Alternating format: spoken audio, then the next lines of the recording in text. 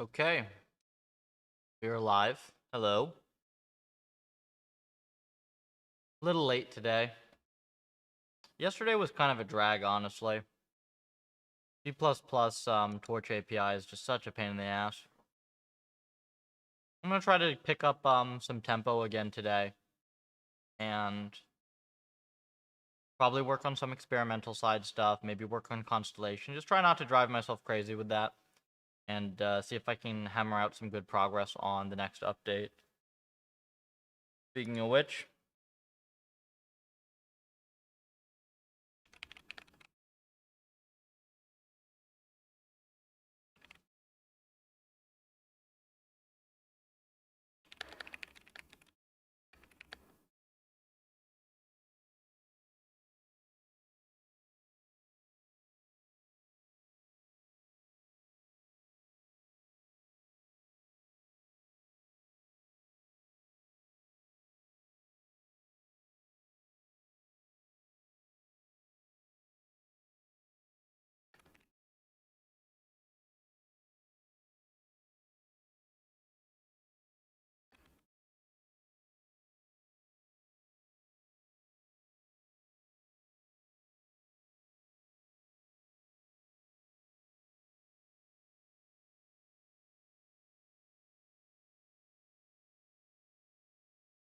Cool.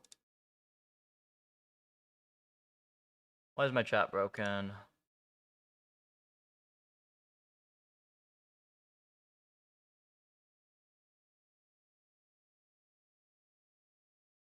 This. Open chat. There we are. Cool. So, yeah, what we're going to do here is we're going to start figuring out some basic experiments.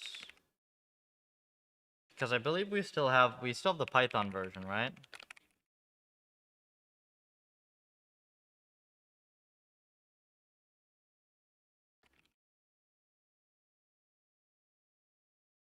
Like this, like this.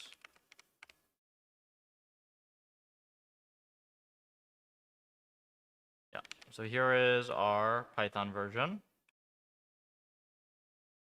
Let's see if we can go recover original performance.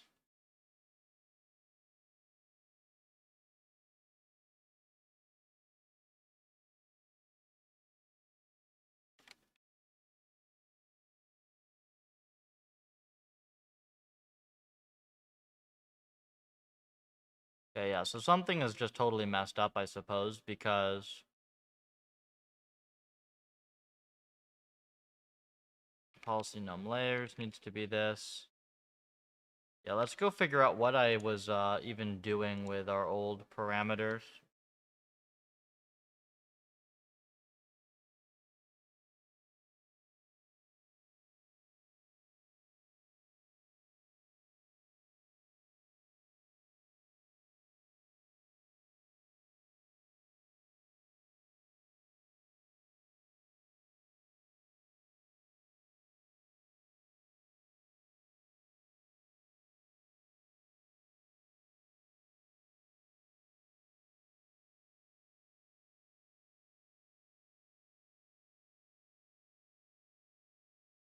Okay.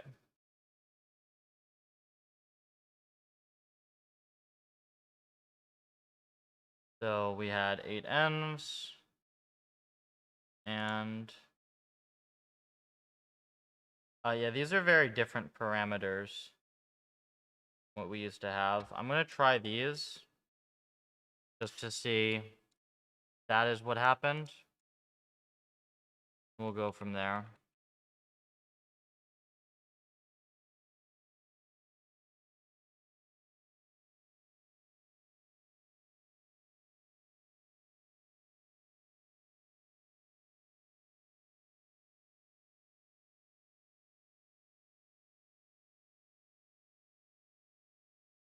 Being one clipboard is really annoying.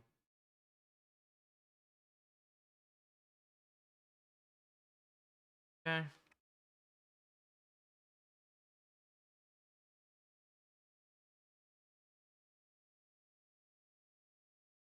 Instant nans. Instantly nans, okay. Well, now we know it's like something.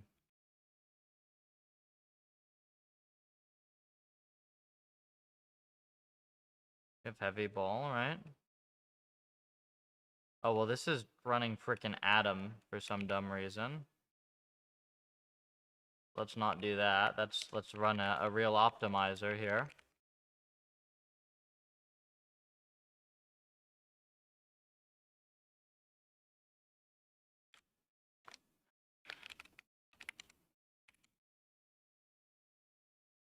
Compile.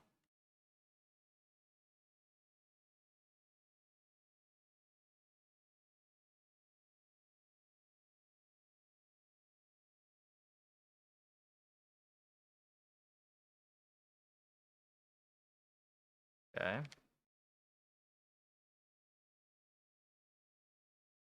That looks a lot better, right? Looks like what it was before. Is my chat broken? I think so. Yeah, there we go. So that's what we'd expect, right? 27-second solve. 3.7 millisteps per second.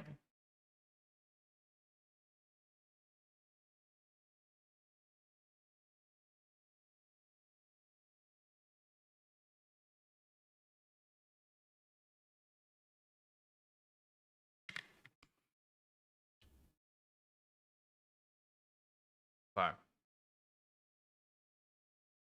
So from here, let's see if we cannot figure out whether things are stable.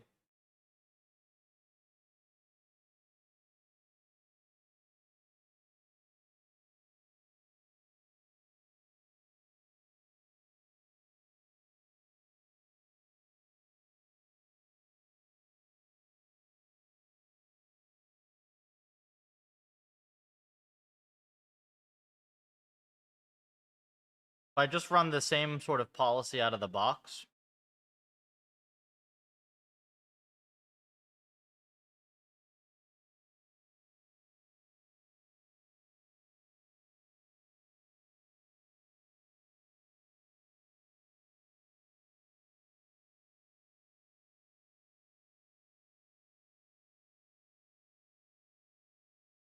doesn't do anywhere near as well, right?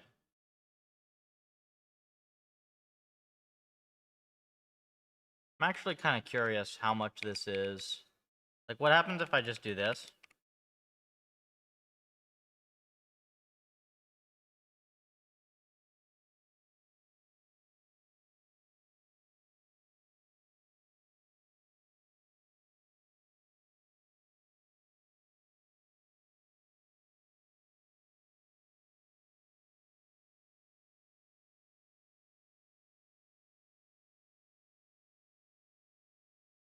So I can double the model size here and still get something pretty reasonable. Not much slower either. No. Okay. So what happens if I do like this? Layers 2.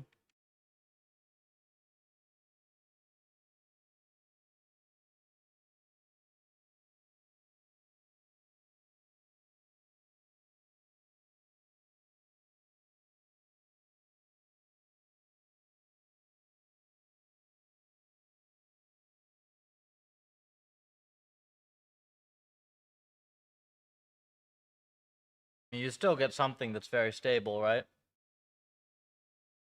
What this looks like. Make sure this is actually getting used.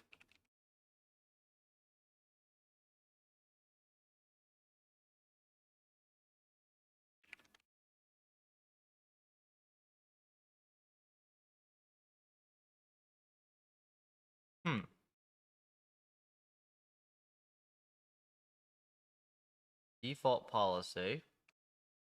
Ah, okay, it's using this one. But still, it's applying it, right?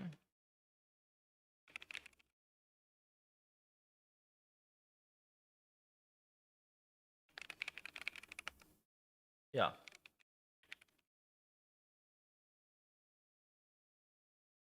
You know, one thing we can do to check this, like if I change this from an LSTM to a GRU, it also screw things up.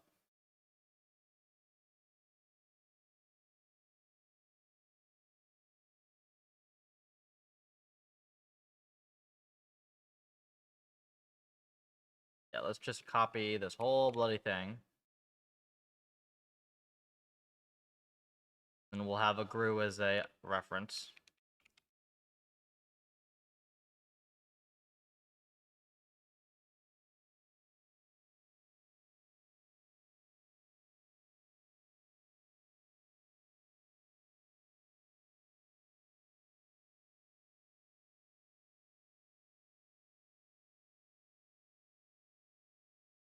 This will be GRU.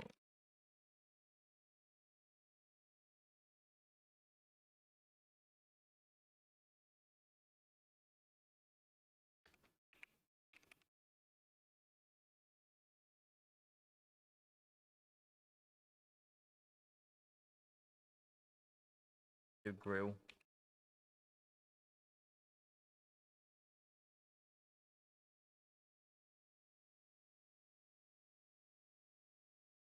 Hello, welcome.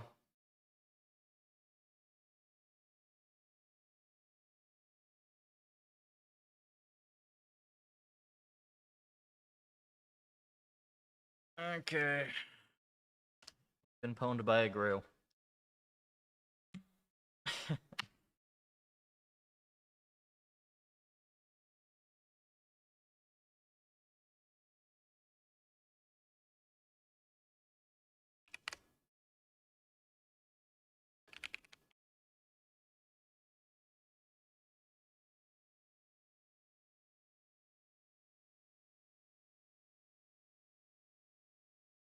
Wait IH, wait HH.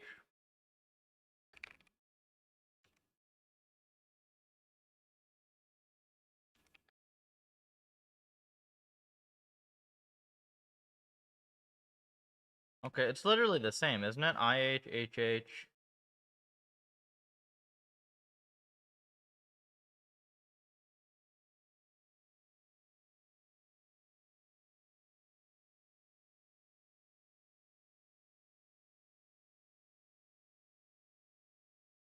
I see wait IH and I see wait HH, so I think you can literally just do the same thing, no?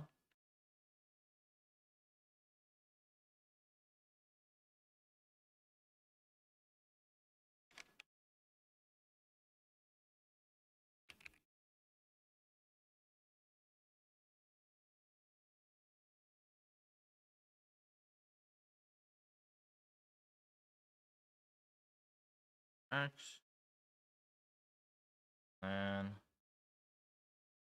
expected. Yeah, so it's only one state is the thing. Just return like this. It's a tuple. Does it need to be a tuple, or can I just have it return min GRU?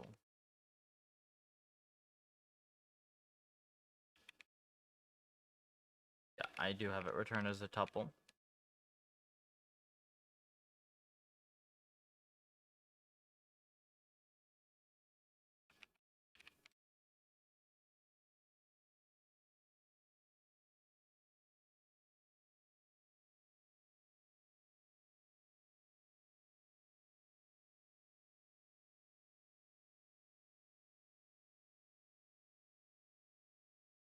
Output HN.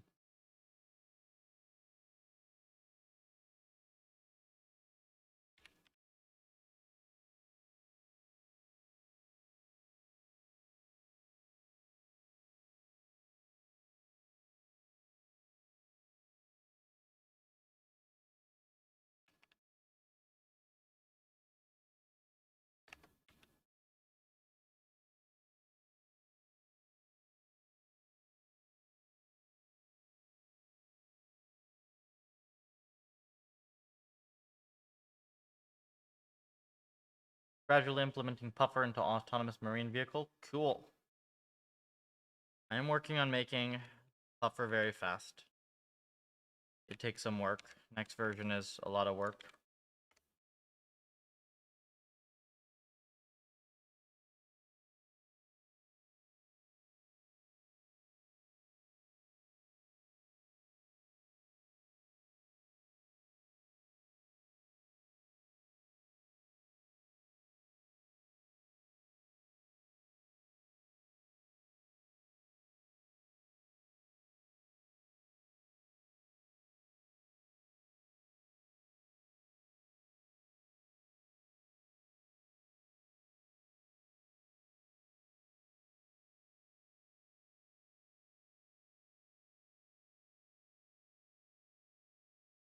As soon as it's done, man, I'm working as fast as I can.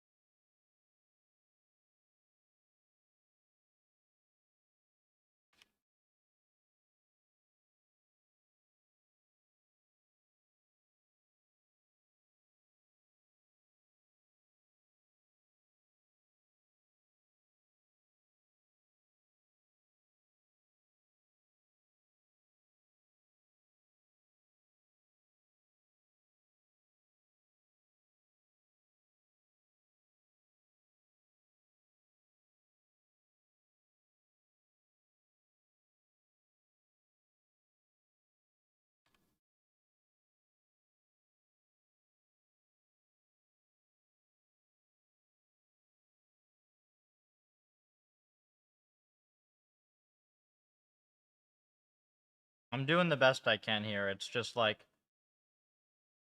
I have to keep myself in the productive regime, so to speak.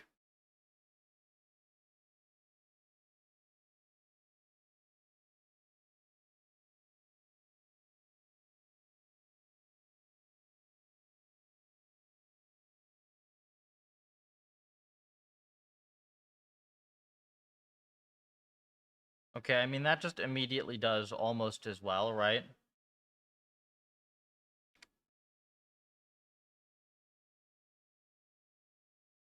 I'm kind of surprised, though, that has,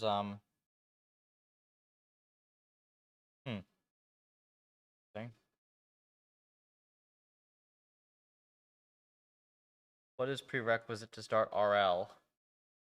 That would be ML, and after linear algebra, like, that's math.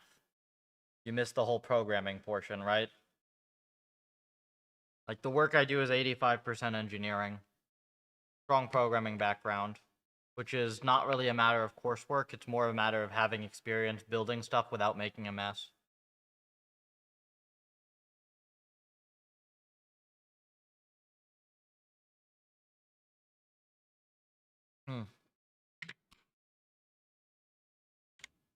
Let me link you my guide. Have you read my guide articles? I wrote them for exactly this reason, because it's the most common question I get asked. So if you look here, X has this articles tab. And there's my RL guide. And then if you're asking that question, you should probably also read the programming in ML guide. It's my highest rated piece of content.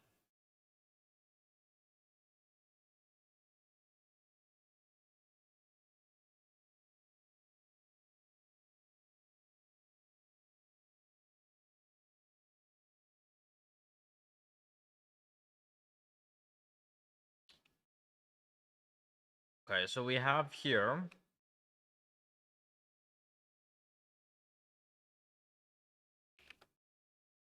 I mean, this kind of does say that no matter what you do, you can kind of do pretty well on this quickly, right?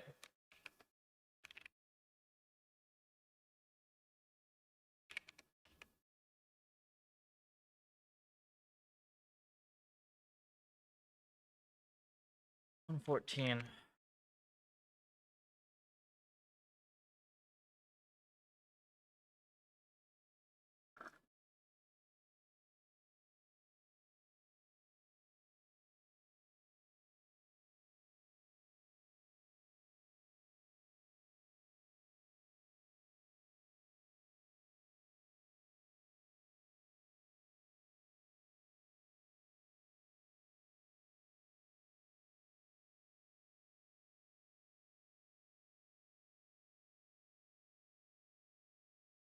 like way weaker, right?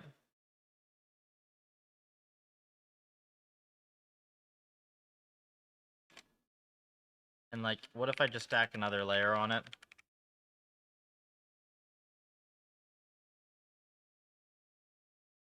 Welcome, Yasin.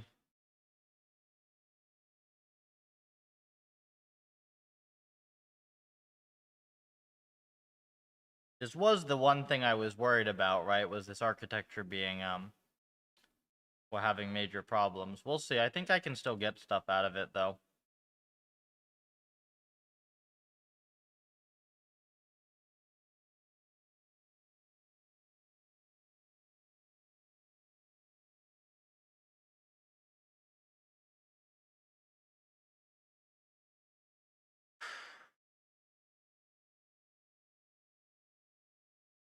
Hmm.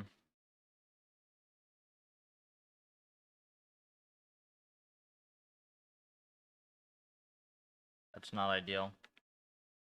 Hang on.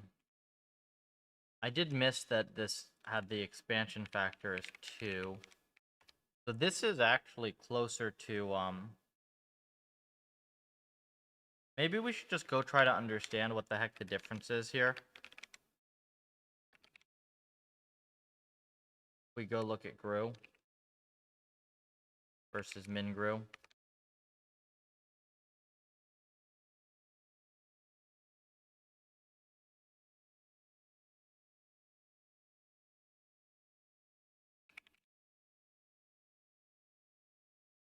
We can just easily look at the weight shapes, right?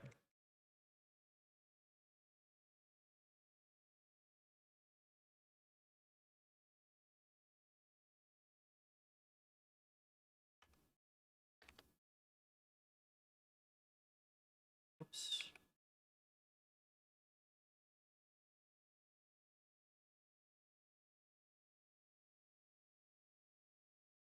Yep.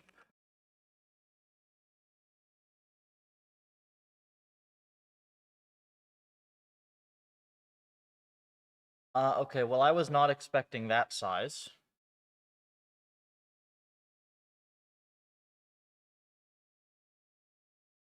How the hell's a Gru work, then?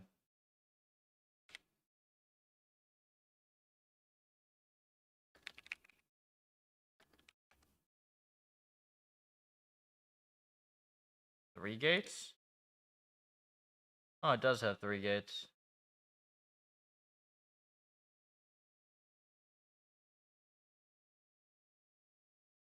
So 384 is going to be the minimum size. Well, where the hell the rest of the weights come from, then? Huh?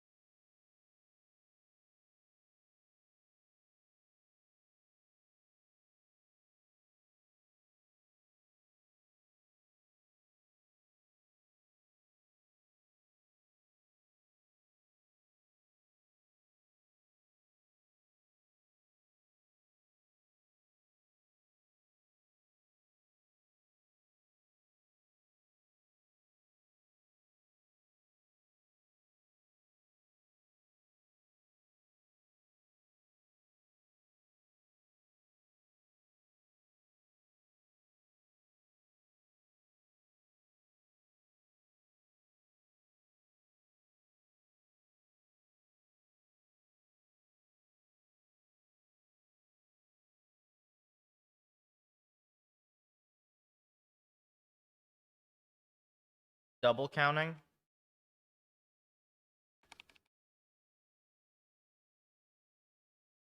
No, it's not. Ah.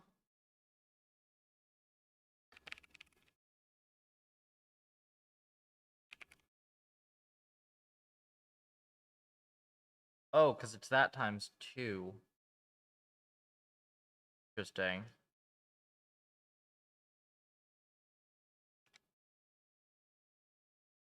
So wait, then you would expect be 256 times 128 times 2, right? Would be 65k params.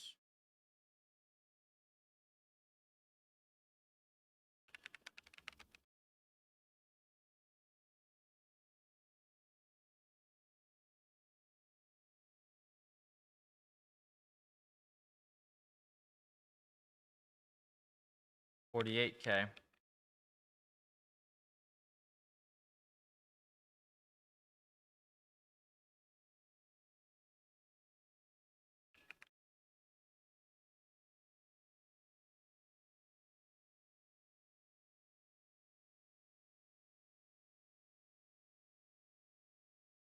Yeah, so this thing completely, like, eliminates all the capacity from this thing, no?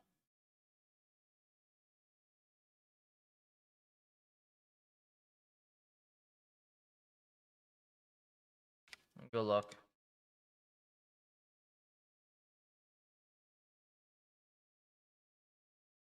So presumably you at least have to parameter match it.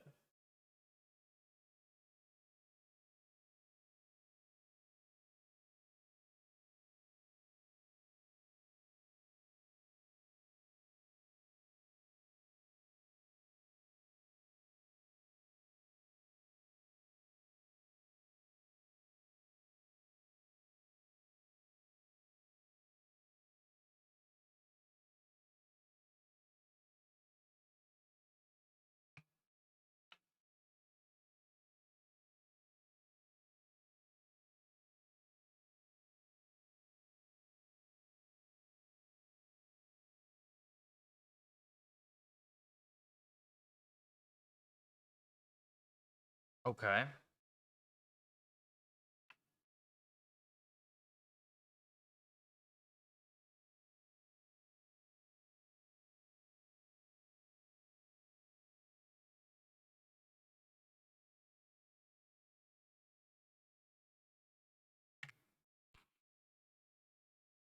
Drew uses 33%. Is that correct?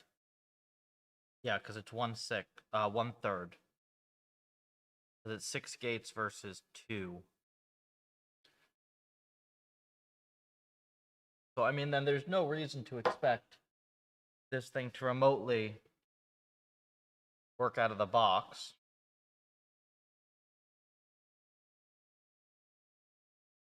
Right? So then what we'd have to do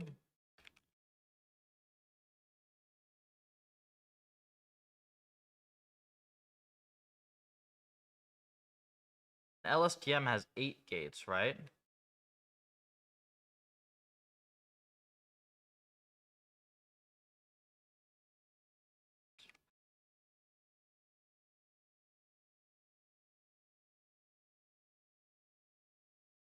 $147K. So if I'm correct, this only has 2. So you should be able to stack 4 layers of this crap, no?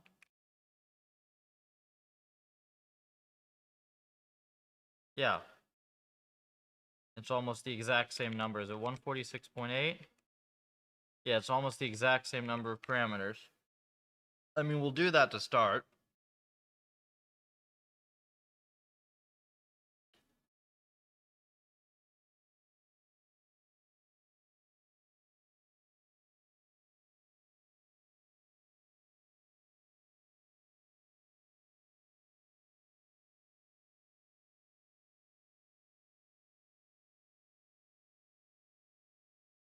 Welcome.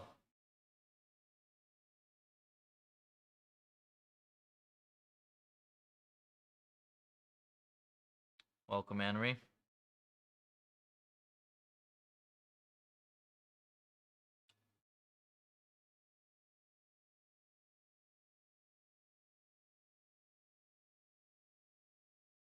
Still weaker. Stacking 4 deep is also kind of nutty, though. If I do like this...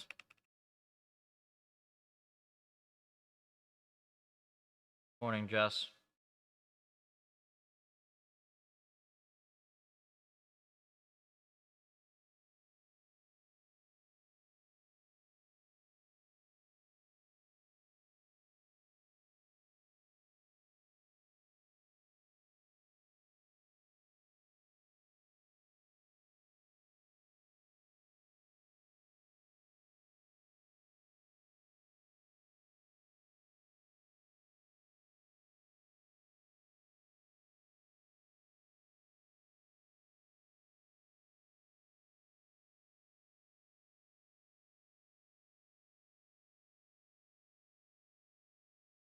Stuck at one screen.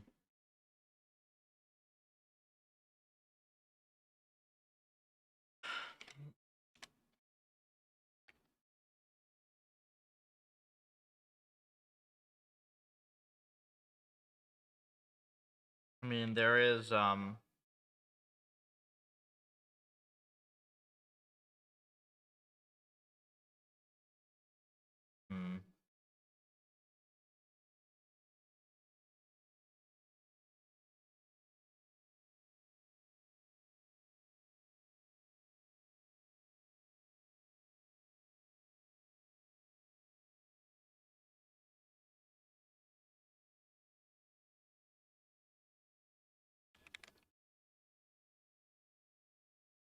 this.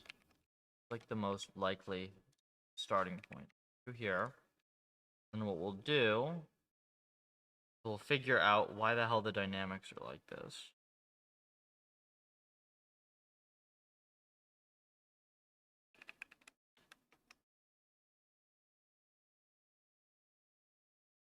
Associative scan log.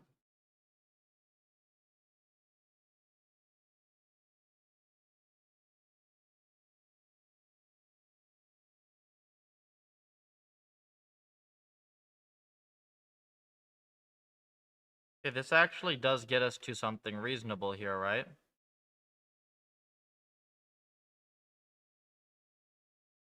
So that's like there's hope. There's hope for that.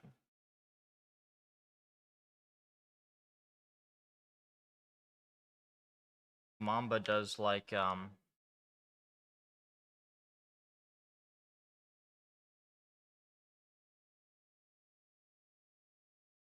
there's some norm on this.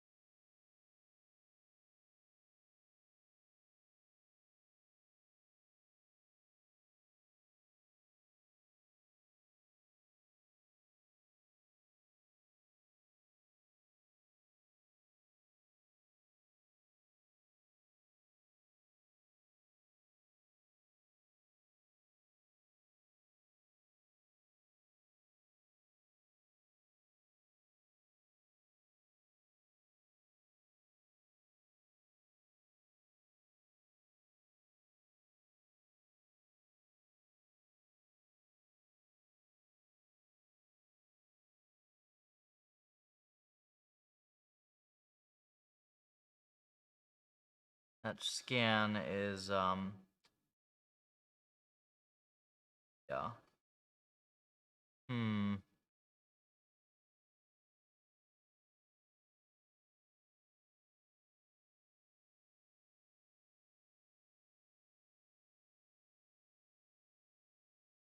Scan operation.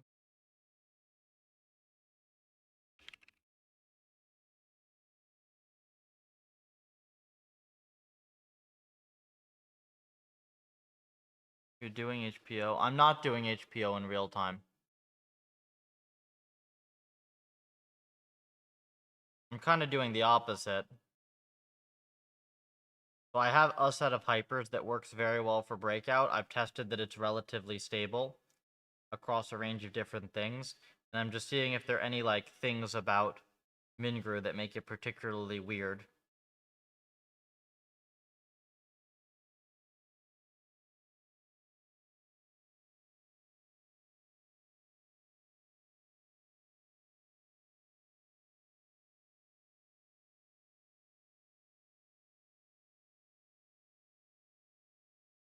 Yeah, we get this. This is where we got this from. So this is the same.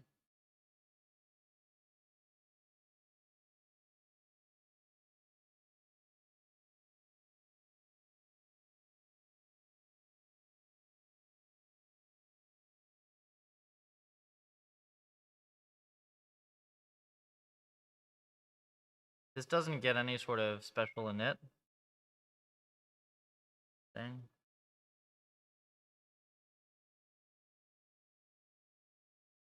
Well, I was just wondering if Mamba had done like some any sort of like normalization after the scan op. I'm just wondering if there's anything numerically screwy with the scan op, basically. Because it does do log cum sum exp.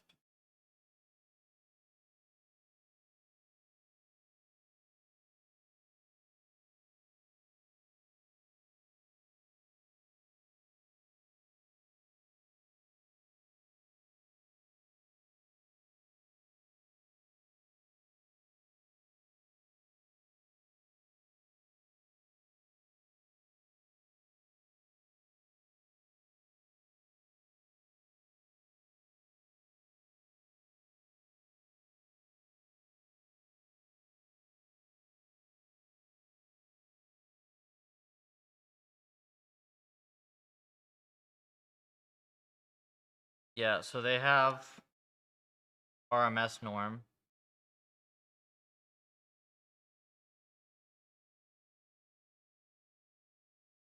But this is on something else.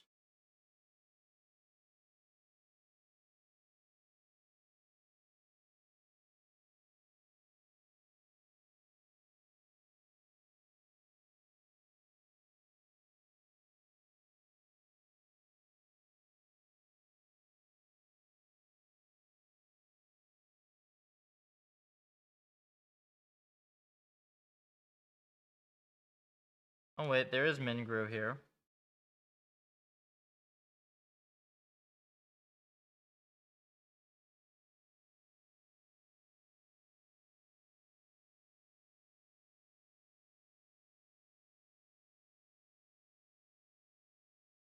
I just want to see if they've done something with it.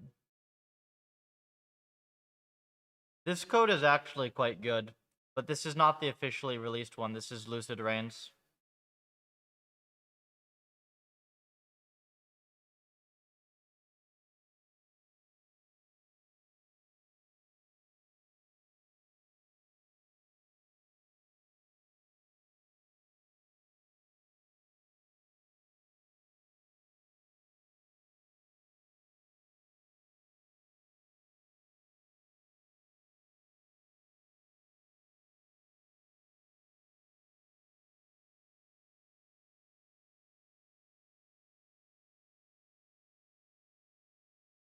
Self.layers.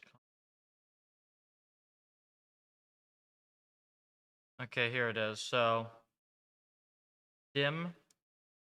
Yeah, so you see this? They have RMS norm, Mingru norm,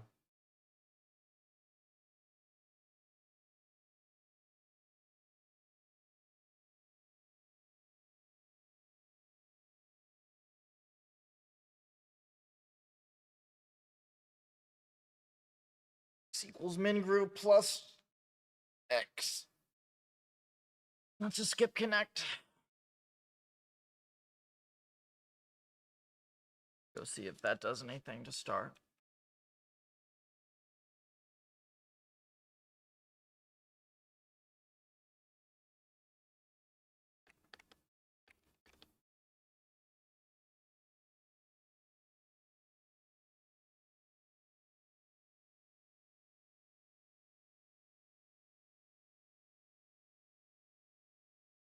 You just add a skip connect.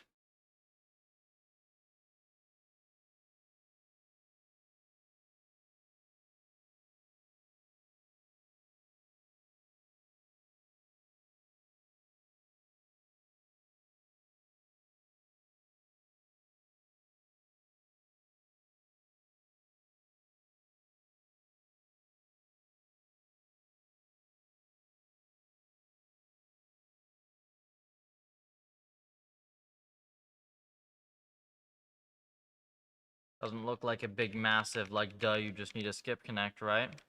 546, and then we'll let it run again. But then there's also the FF norm.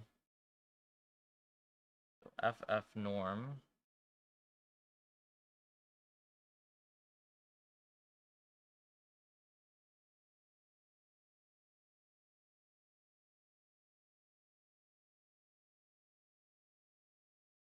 It's RMS norm, right?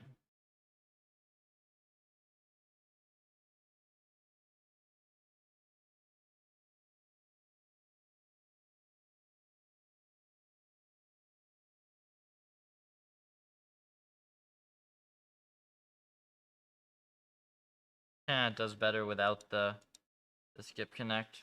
Okay.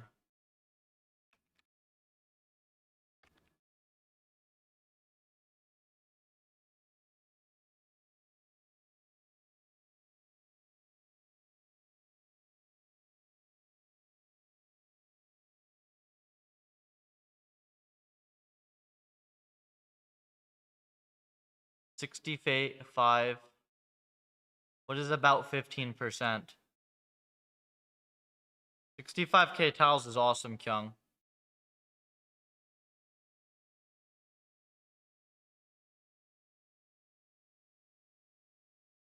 And I definitely have I have an architecture here that we need to figure out. So basically I need to figure out if Mingru is going to be a acceptable replacement for LSTM. Because I can optimize the crap out of this thing. But ultimately, like, it has to be powerful enough on its own. Oh, holy hell, yeah, there's the RMS norm does a ton for this. That's interesting. Huh. Yeah, RMS norm does a ton for this.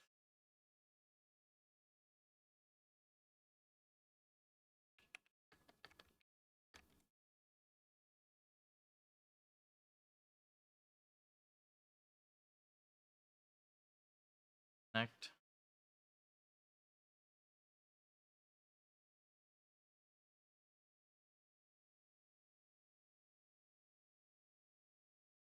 Long horizon. Yeah.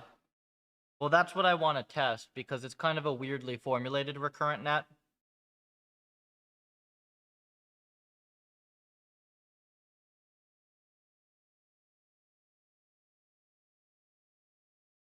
Oh. Yeah, Jess, it's one of those, like, it's one of those expressions that just doesn't make any bloody sense if you think about it.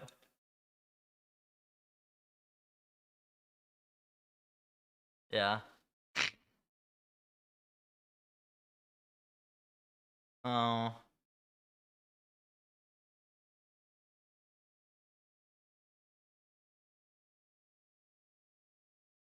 So yeah, I mean, Kyung, this is the key thing, honestly, at the moment for us, is if we can figure out, if we can come up with a parallel RNN, which this is, that like matches or exceeds LSTM perf, then we're kind of golden.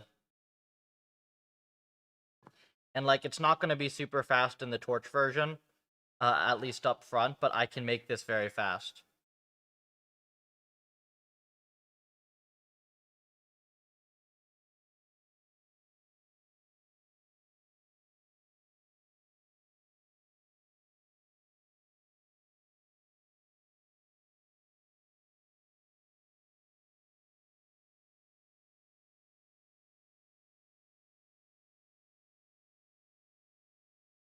Like, I've rewritten a good chunk of Torch at this point.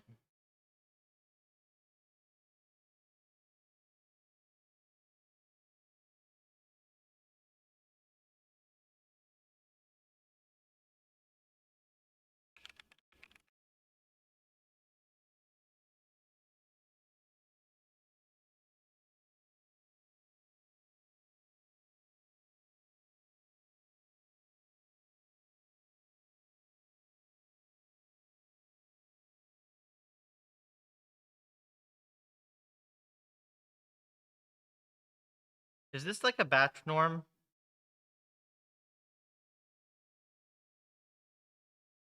No, it's not, right?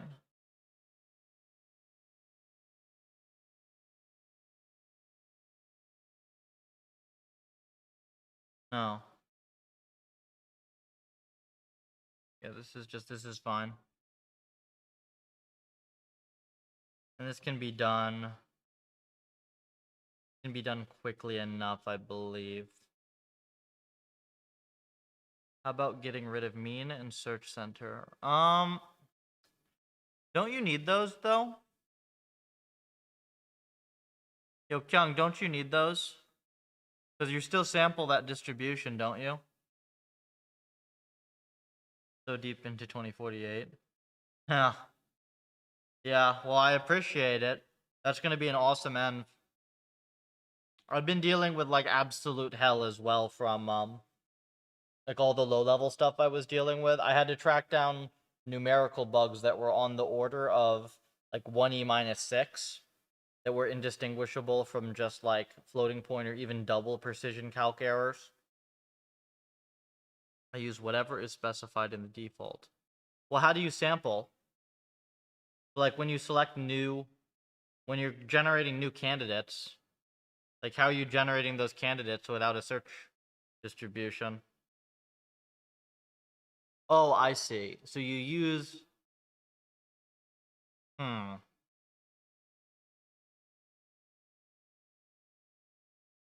That's not bad. Yeah, I think we can get rid of those then, Kyung. I think it's better to just use the specified default. Yeah. Because then you guarantee that you start off with a very strong run. Or like you start off with your your best run. Um yeah, I think that's fine. And then what we'll just do, right, is we'll start with like our default config and then all sweeps will just be off of that. And that'll be the benchmark. That'll be solid. That sounds good to me.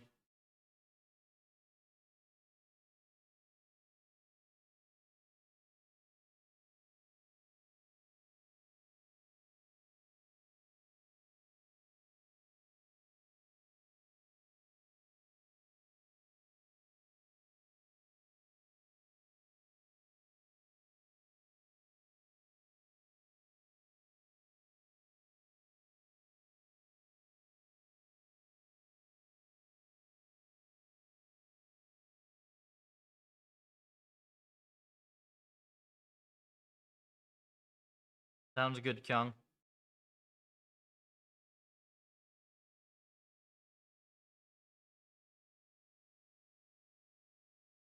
Yeah, that makes sense.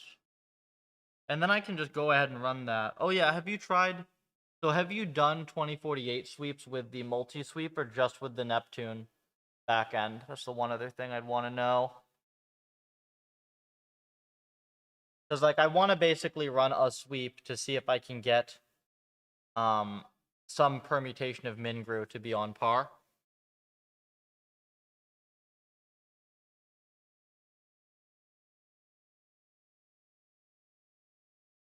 Single box.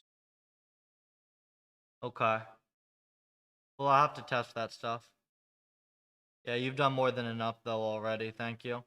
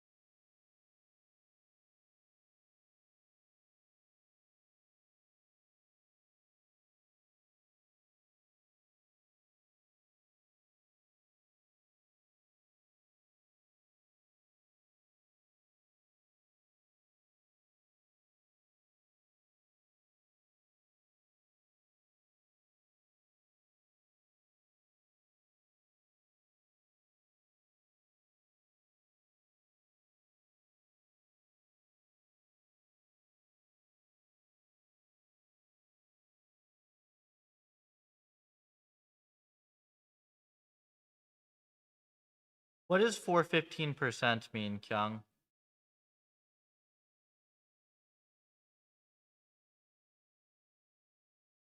What's that mean?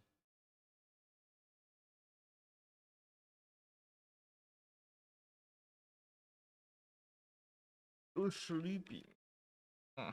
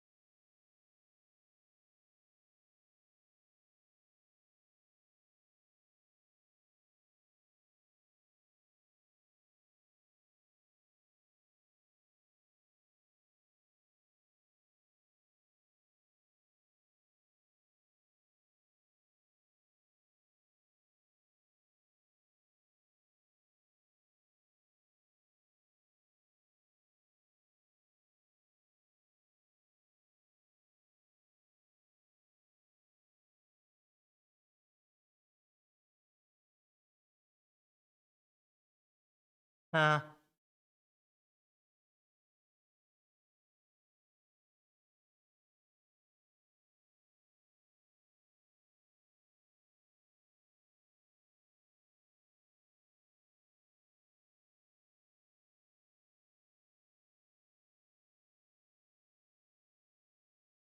Alvin 1.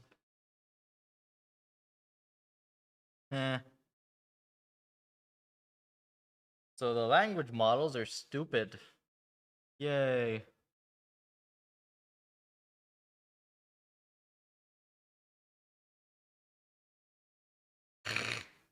That's super funny. Left, right, up, down. You can get 28. You can literally beat the original game with this. Funny.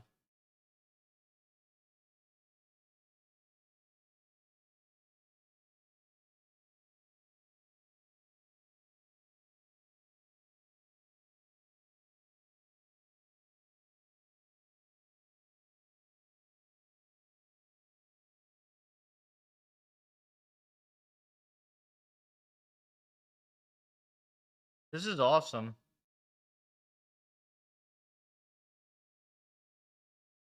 Dude, well done. You should write up a post on this. Crush it with RL.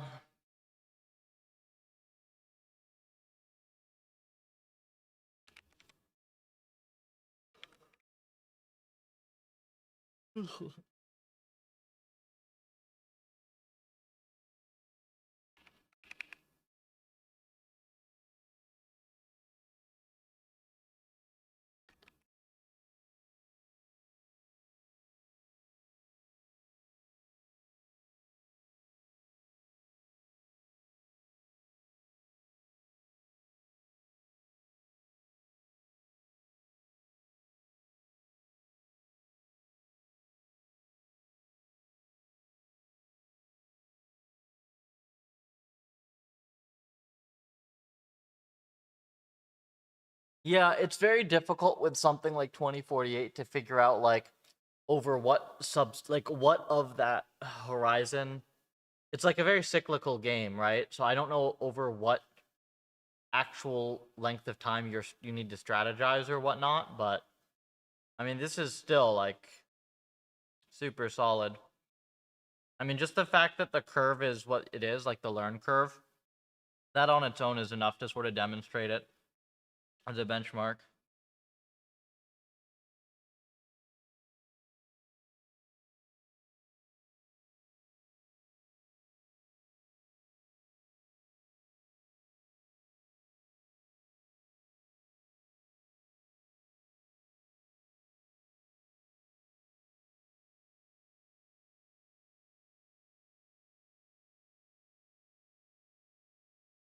Yeah, so this is kind of the cool thing, Kyung. If we get this net to work, this net is fast with longer horizons. So it doesn't have the same like batching restrictions that the other net has, which is the awesome bit about it. The not so awesome bit about it is it's an utter pain in the ass to implement fast. But I already did that part, but we have experiments that need to be done.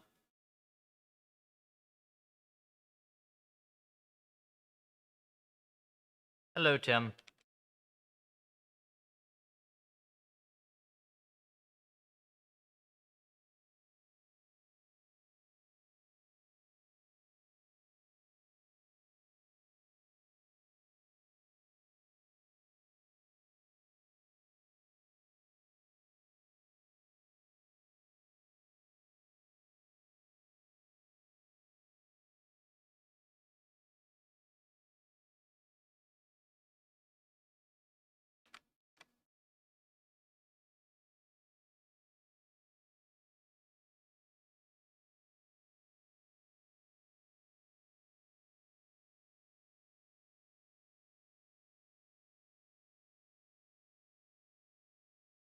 So the cool thing about this model as well is it's a linear recurrence.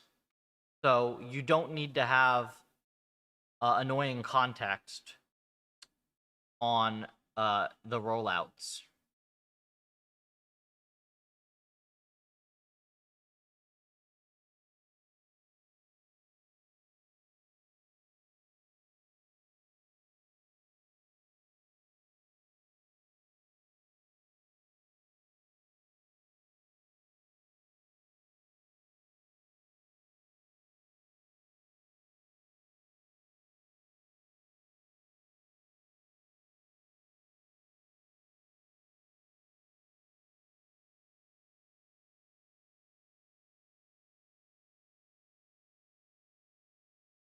I see. So the way that you want to do this.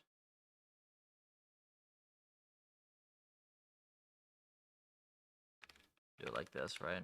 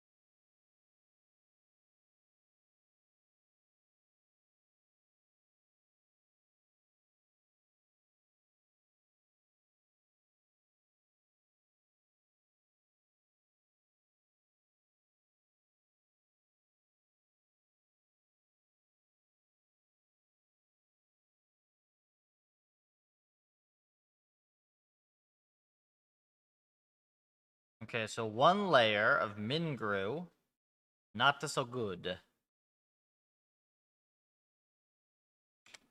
What about with expansion factor of 2?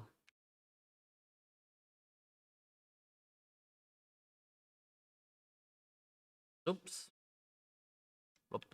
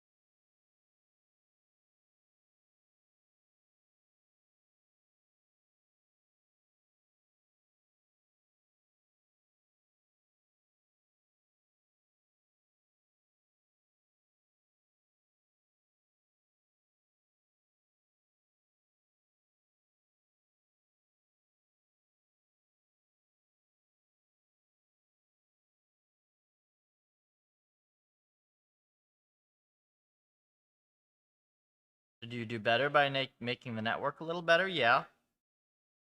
But not by a lot.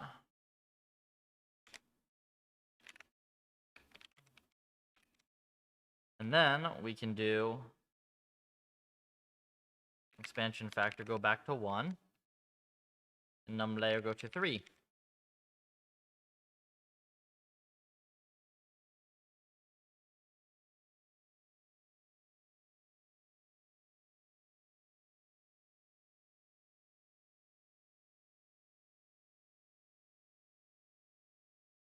And now it looks good.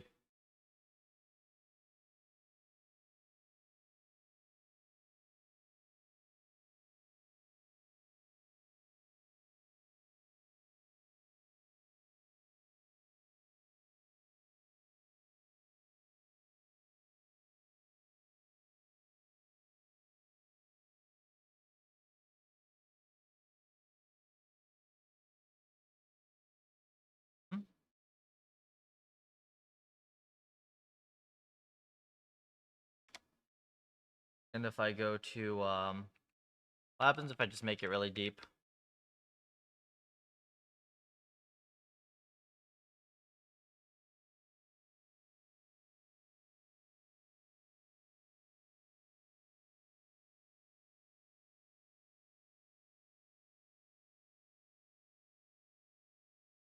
How is this only 213k params? That doesn't make... Oh, no, that makes sense.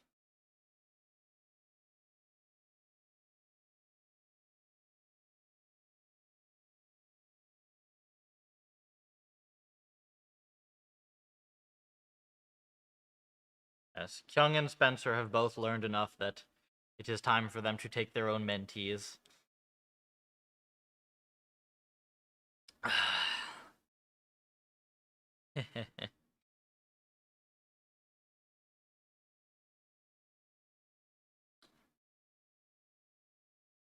You know, this is kind of exciting because this is one of the very few instances I've seen where I can just increase the net size and not fuck things up. Can I do, like, something ridiculous? Can I make a 12-layer network that actually works in RL?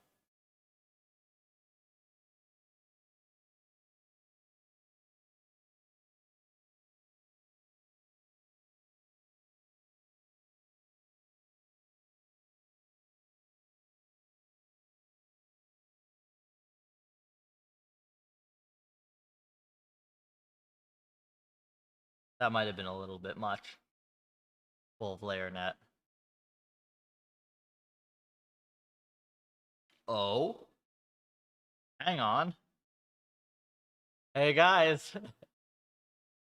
I got a 12-layer network to train in RL.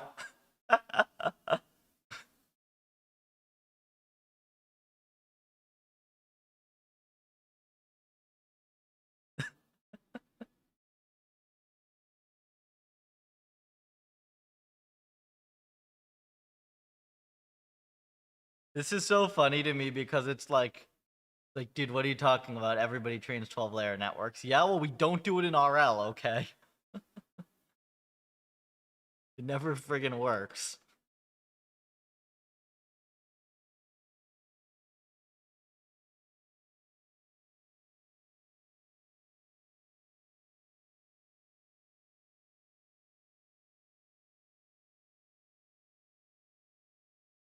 If the network does, even if it doesn't do better, if it does this well, like, this is a usable architecture. This is solid enough.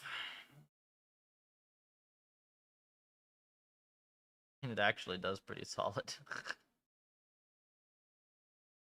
That standard puffer algo? Yeah, it is. It's just the new architecture, man.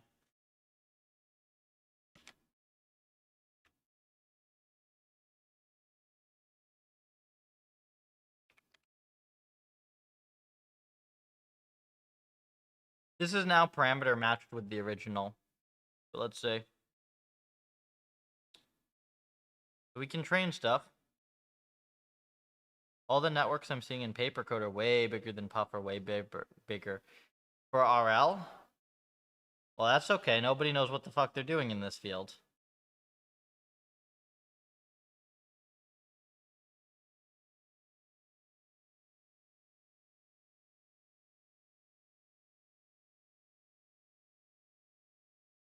at 3 MSPS. Wait, what at 3 mil SPS, Tim?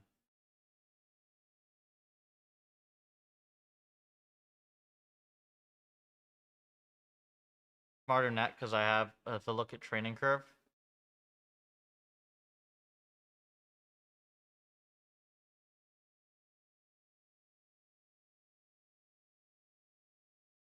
Oh ho. Yeah, that is chef's kiss for training curve. Yeah, for RL, but off Paul. Just don't. I don't know. I've done enough of my own research on this stuff to know that it's just I can ignore the fuck out of all that. FBR, welcome.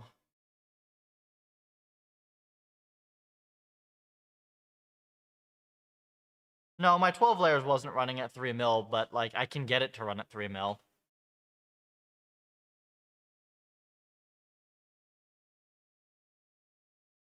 It can definitely get it to run at 3 mil.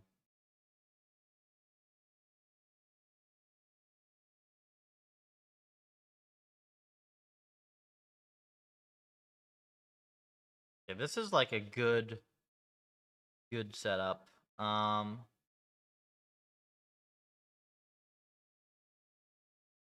We want to get 2048 to sweep as well.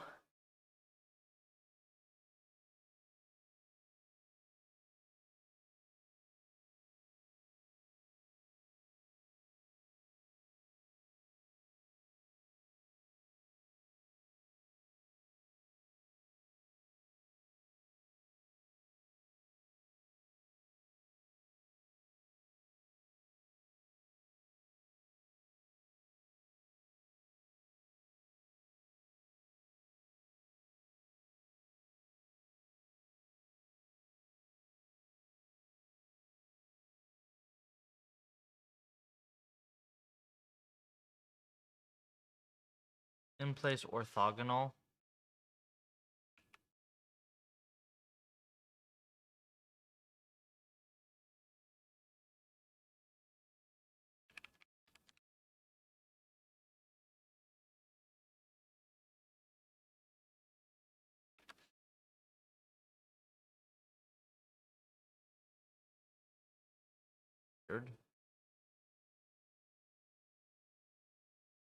No one knows what they're doing. Hey Yannick, welcome.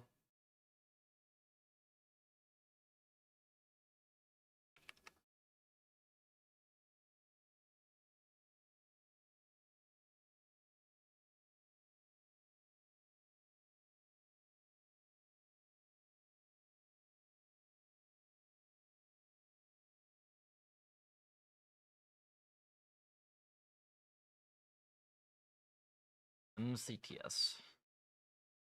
No, I do not know any tests for MCTS.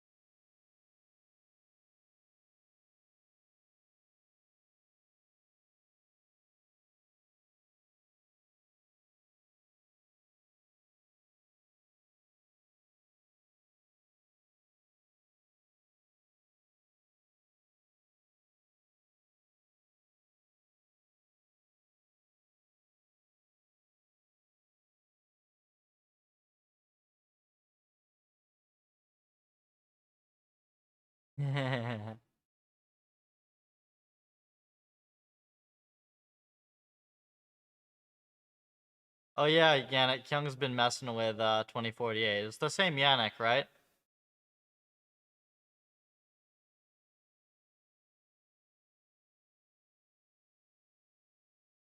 Wait, this is the same Yannick, right? Because if so, man, this env ended up being really, really good for research.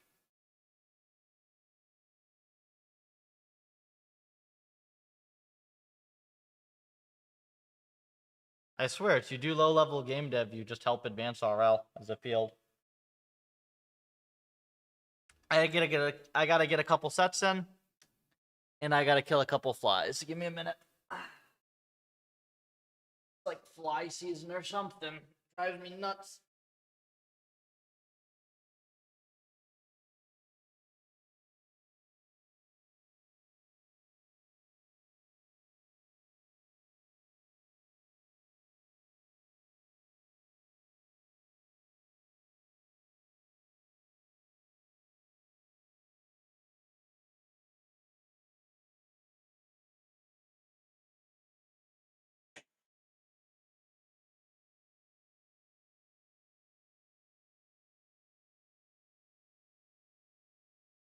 The big dumb ones that just let you kill them as well.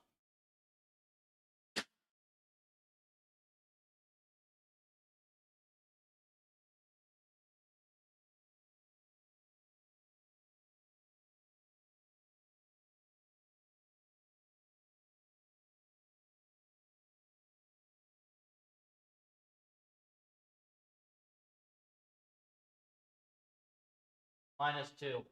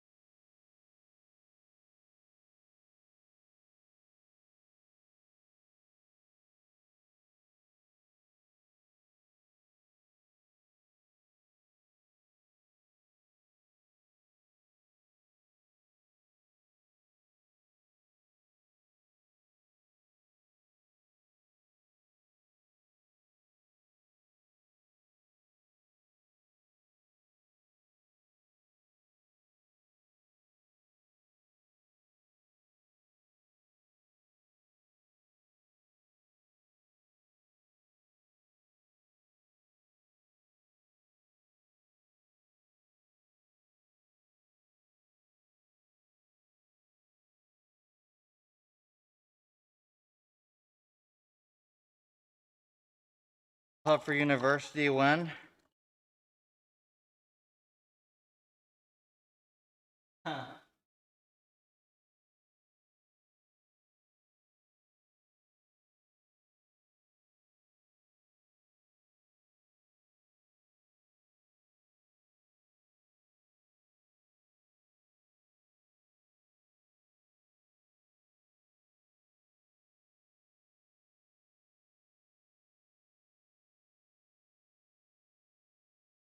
No Puffer University. Puffer Apprenticeship, however, is available.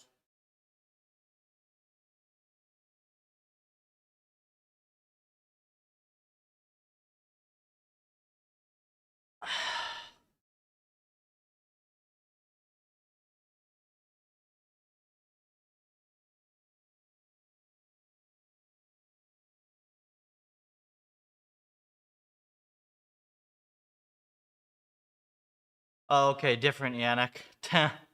Could have been this Yannick, see? Just build some silly low-level games and you turn out doing a damn good thing for research now and again.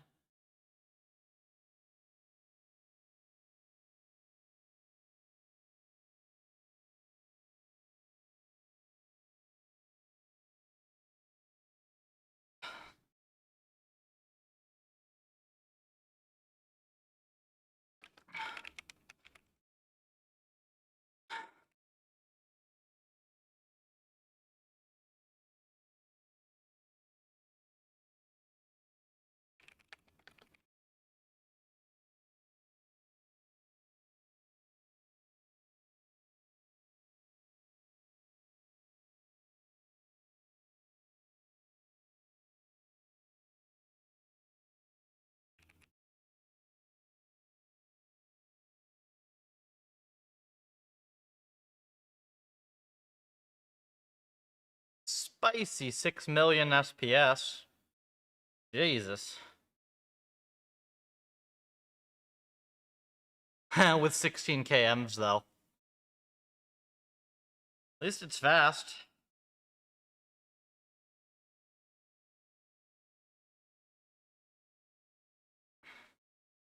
Prev version.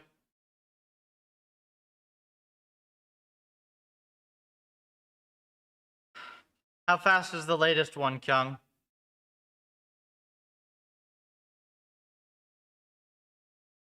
I'd like to use the new one.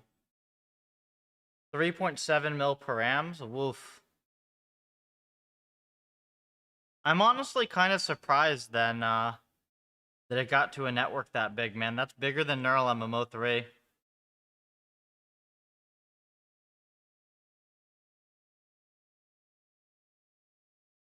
$6.7 billion steps.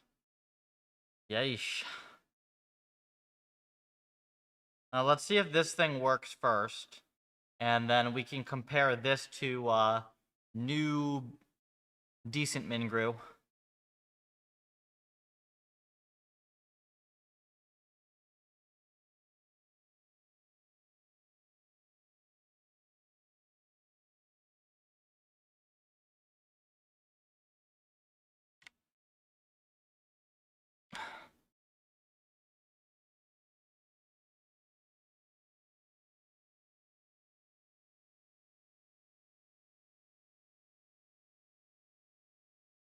You swept the network size and it just got to be 3.7 mil per amps.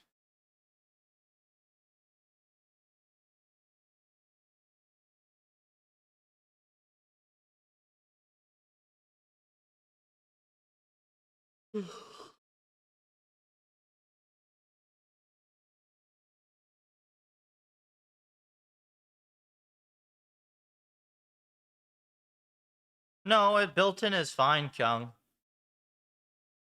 It's fine to have it built in.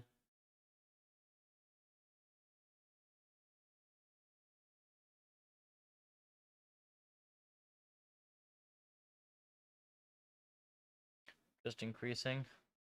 Does it actually? Did you know that the actual network capacity helps, Kyung? Like it does better with bigger networks if you run for the same amount of time.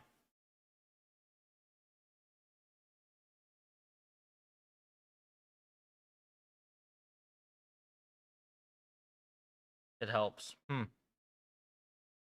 Interesting. Interesting. It's deep.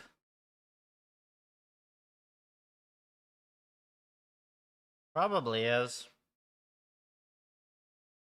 No, Breakout is not like... Tetris is not like this either, though, really? How's Tetris? I guess Tetris is...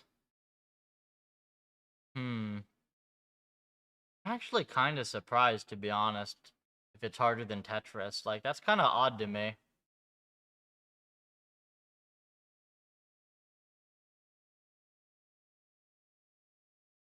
And you know, it's a more reactive game. Yeah, but like, there's still some amount of planning. And how are you encoding the blocks? I am somewhat concerned that maybe it's just like it can't see the values on the blocks correctly, or like the way it's getting encoded, maybe like it just has to learn new features every time it gets to a new block size or some weird thing.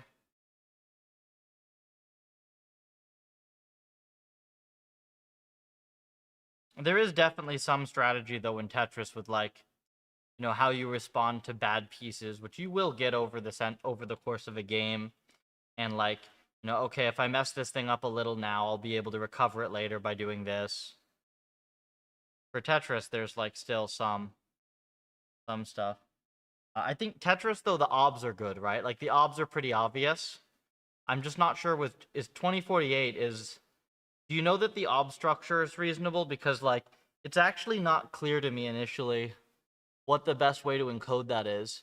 Because if you just like one hot the tiles, probably has to learn new features. Hmm. Yeah, I don't actually know the best way to encode the obs, funny enough. Yeah, 100 tick horizon. Do you know for sure that you need to plan longer than 100 ticks though in 2048?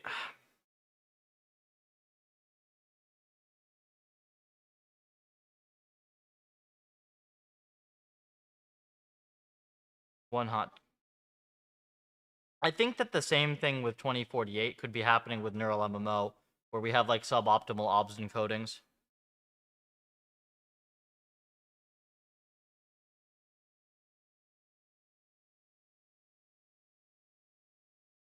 How high is this version supposed to get, Kyung? Do you remember?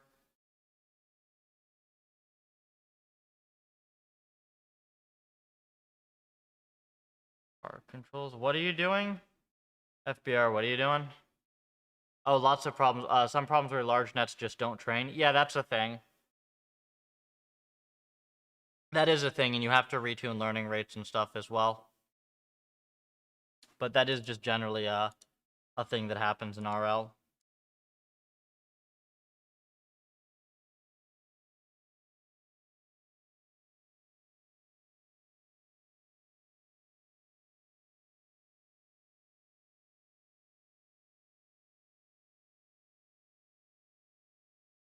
Yeah.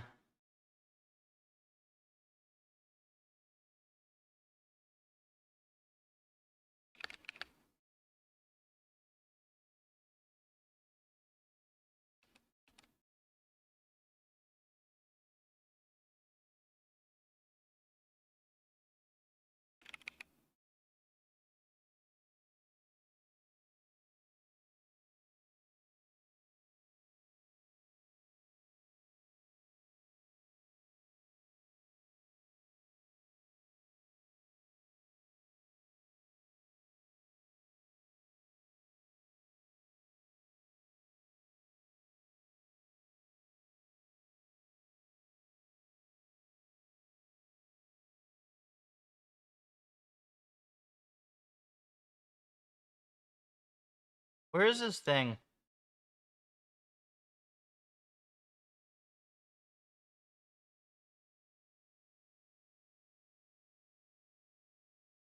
I wanted to find that. Where is the rant?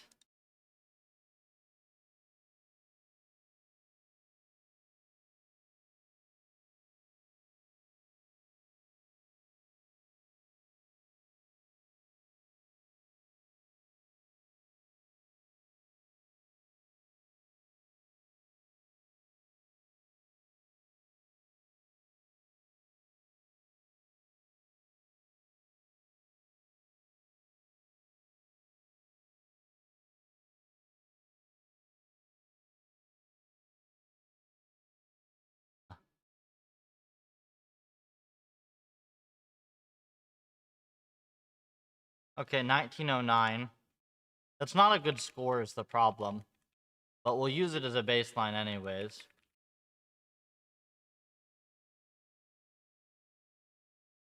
Sometimes reaches HK, 8K. Well, that's fiddly. It's not a good thing for it to be that fiddly. 4 layers. 1909. The heck happened here? Shouldn't be 1.6 mil.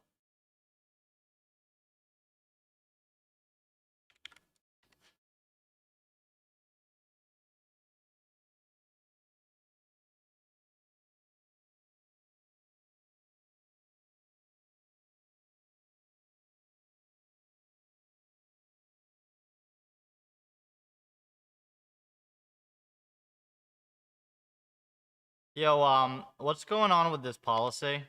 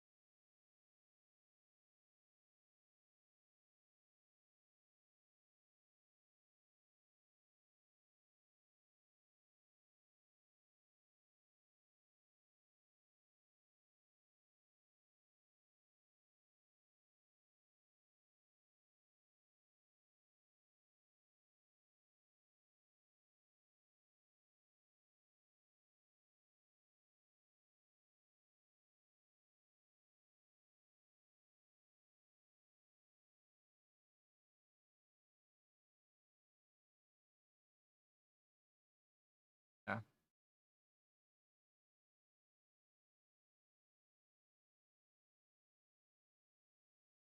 Neural net basically simulates all possible configurations of all agents. No, that is not true. It simulates a bunch of rollouts, yeah, Monte Carlo style in a sense. And then it upweights actions that led to good rewards, and it downweights actions that did not lead to good rewards. It's not always true that the more agents you put in, the faster it solves. There's a learning signal to hardware to, learning signal to, yeah, hardware to, like, there's a bunch of trade-offs with that.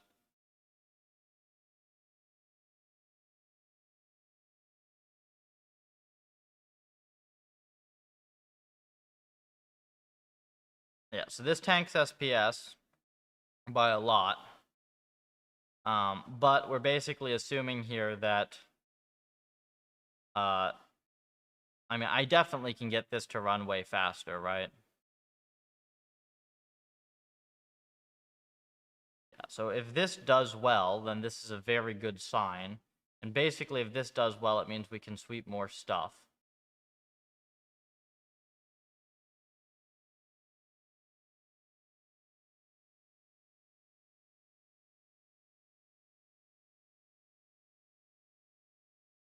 Yeah, so I think when you have that PR, Kyung, I'm gonna want that PR, and I'm gonna also want to merge it into 4.0 as well.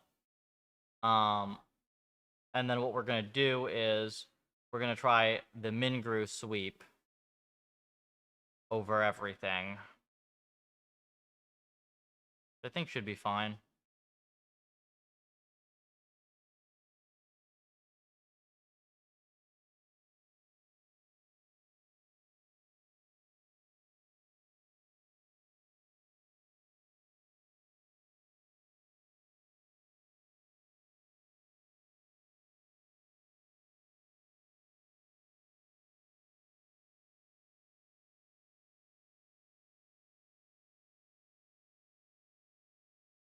Okay, so this actually potentially saves quite a bit. Unfortunately, it also means I just have to launch these experiments and go back to mining, back to the CUDA mines. Drives me nuts.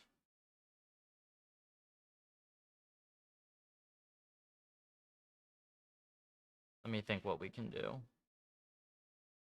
We wanted to figure out breakout in the meantime, right?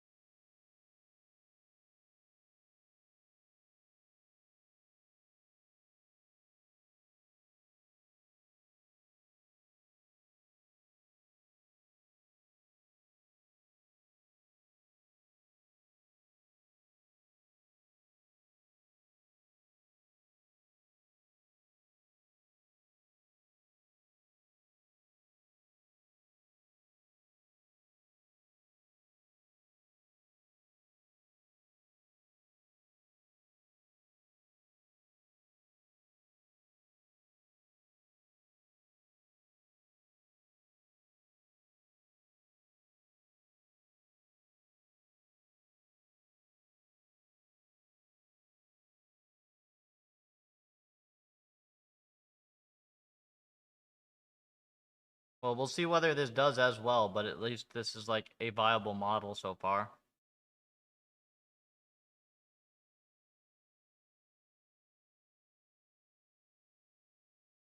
Kind of funny though, you really need the RMS norm.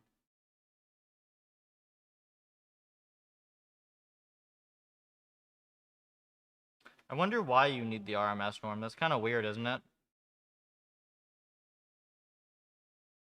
I'm gonna ablate that.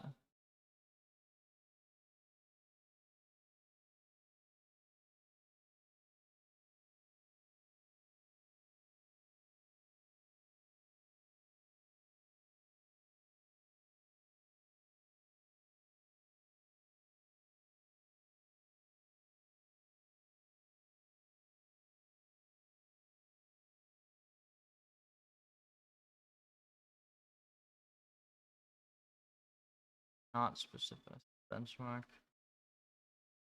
I don't know what you're on about.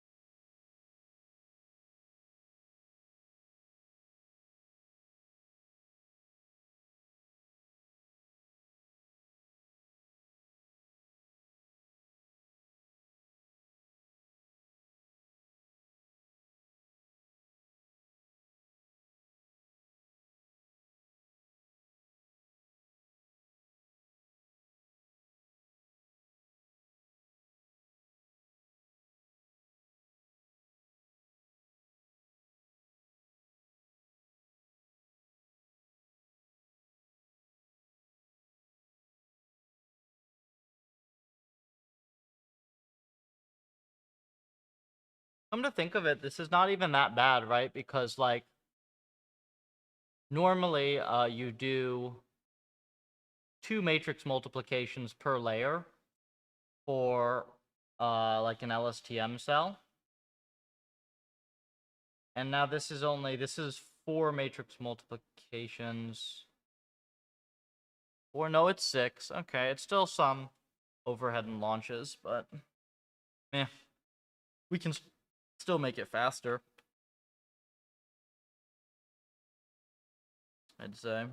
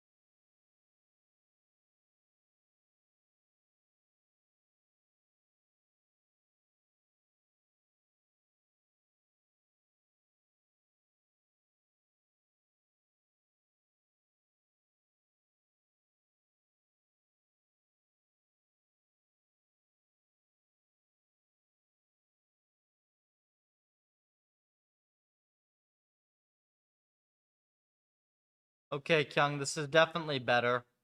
It's gotten the same score in half the number of steps. Parameter matched. Which I suppose is expected.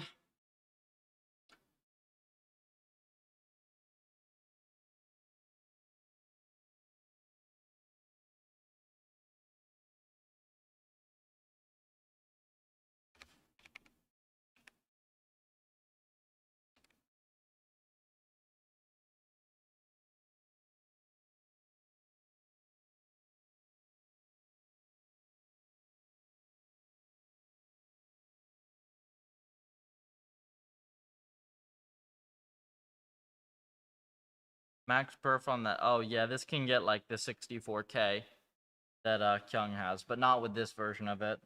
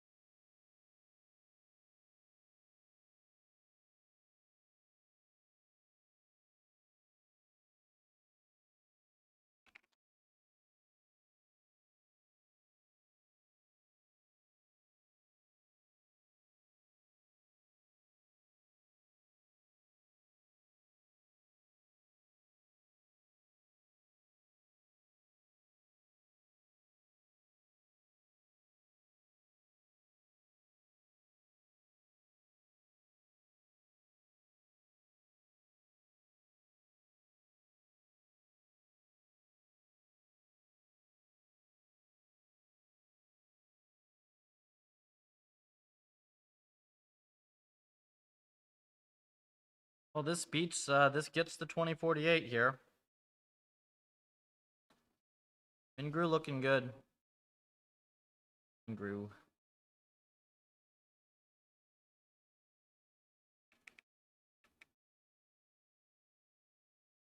If this architecture ends up working and making it into Puffer 4, I gotta write an article, like, basically saying what imbeciles, like, because the Mingru paper did not get published. It got rejected from publishing with, like, one of the stupidest fucking open review threads I've ever seen. Academia is just really dumb.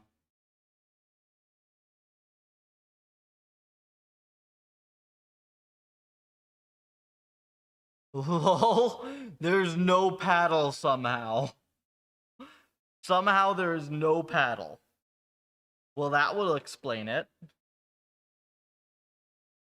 Somehow, no paddle. Okay.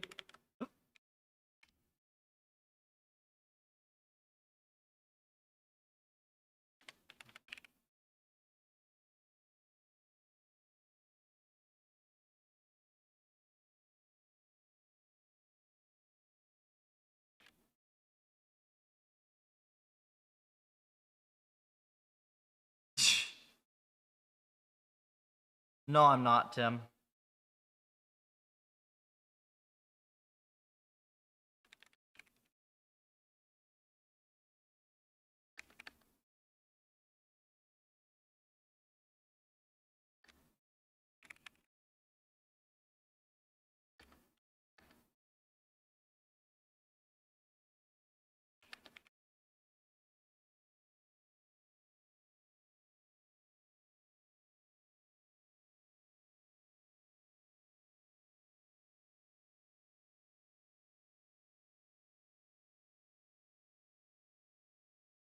No paddle.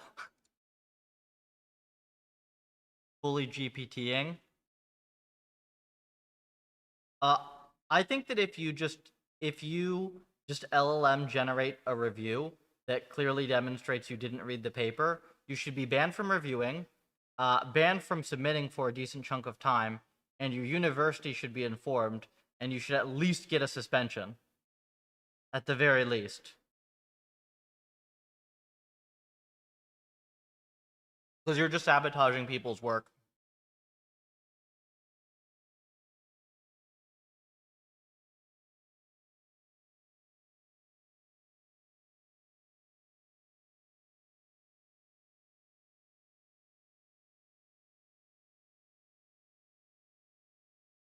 And if you do that at a company, you should probably just be fucking fired.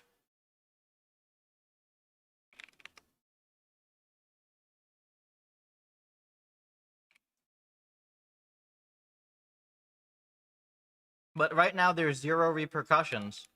Because apparently it's not nice to punish people for being shitbags.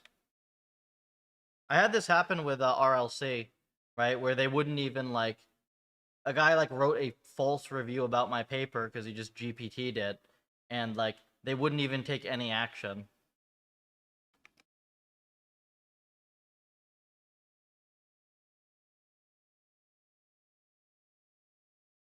So much easier to just brush things under the rug.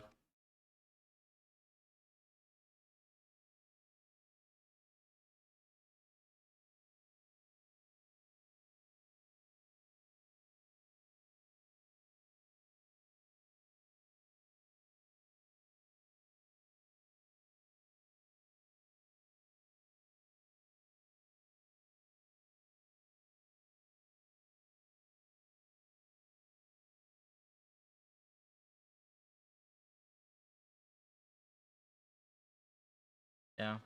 I don't know, sometimes I wish I could just be more zen about everything and just, like, calmly go through and do all my work and, like, you know, build all the crazy things I build. But I just am not, like, I'm not built that way, man. Like, stuff just pisses me off so much.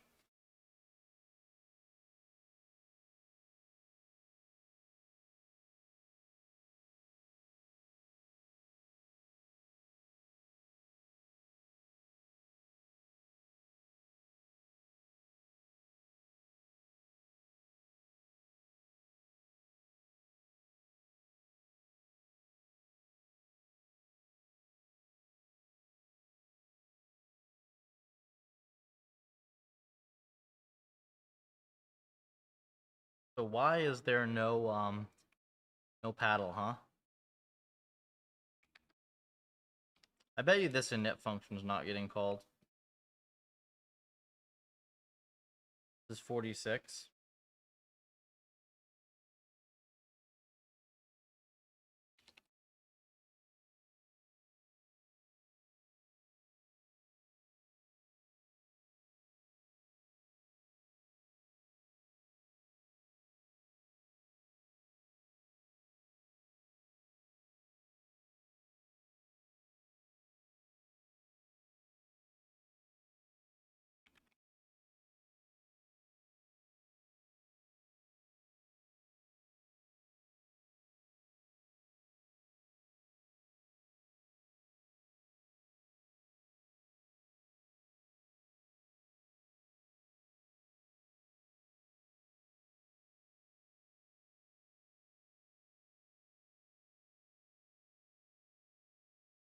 Oh, I'm gonna be mad if it's... No, it's supposed to get set right there. MC reset?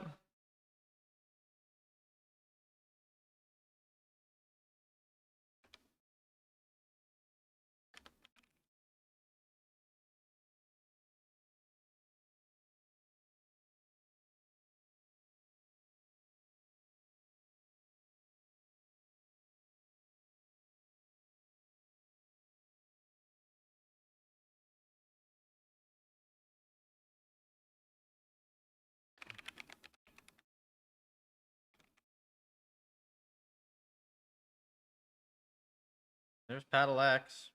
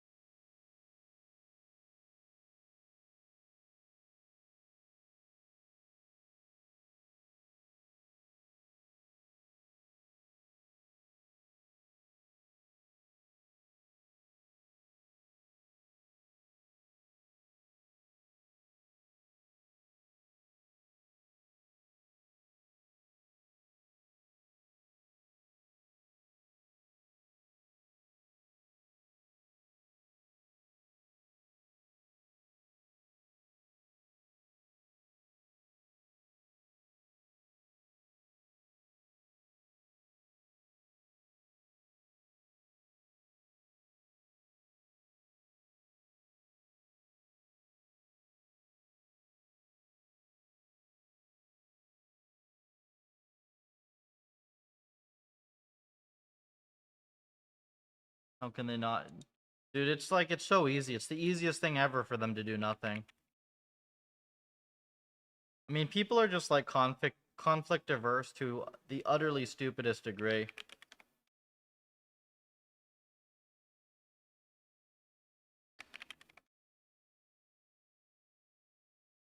Ah. Alright.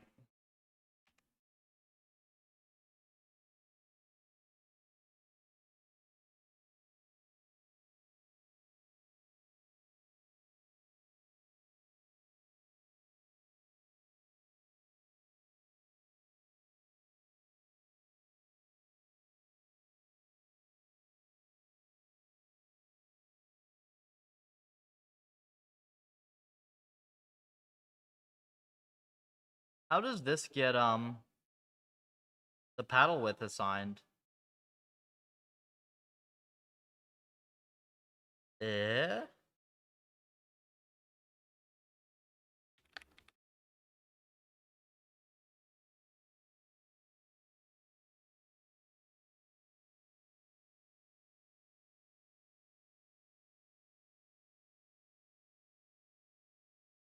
Oh. Well, it is actually broken. That's interesting. I guess something got merged without realizing. How the hell is it working in Python then? We'll have to figure that out. I think I know what happened though. Stupid merge. Give me a few minutes. I gotta use the restroom. Gotta do a couple sets. We'll fix this. We'll stop being in complete and utter hell. And we will continue on. Yes. And it looks like the Mingru is doing decently as well. So, that's cool. I'll be back.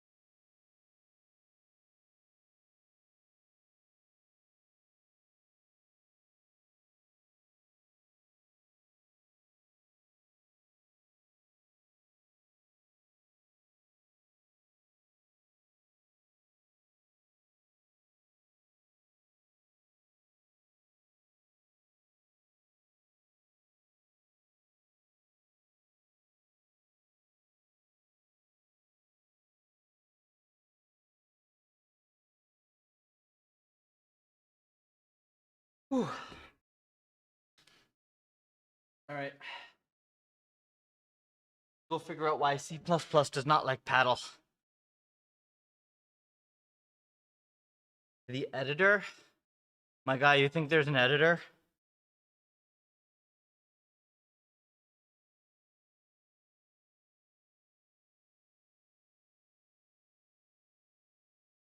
What's that, Kinvert?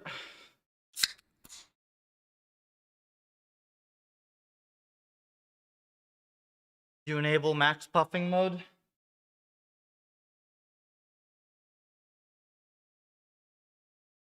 Cool. Let me fix the mystery of the disappearing paddle, and then I can give you a review today if you want.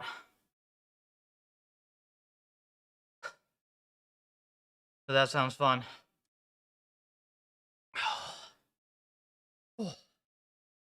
Easiest training program ever.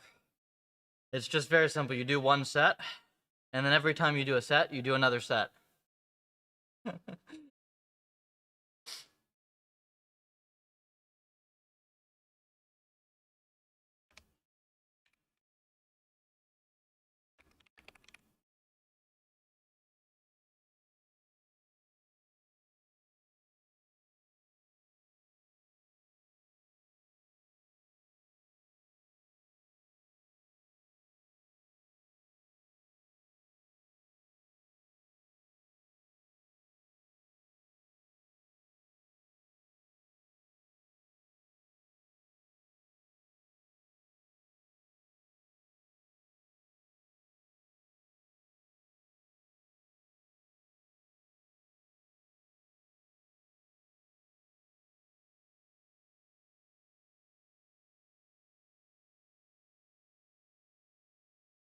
This is totally invalid, isn't it? Where the fuck did this get introduced?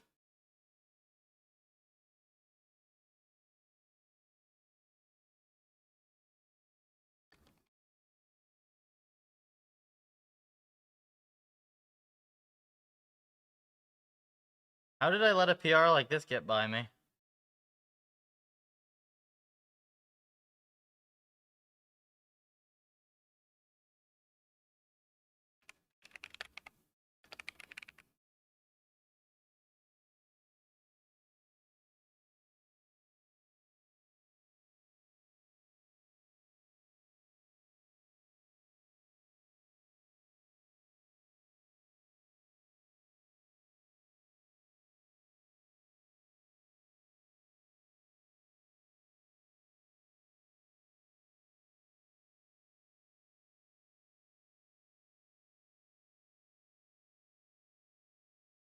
Find the victim.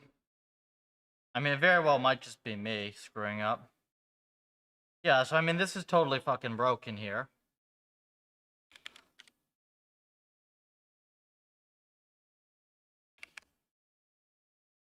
If I let some AI shit get past me, like, kind of on me unless it was smuggled into something stupid.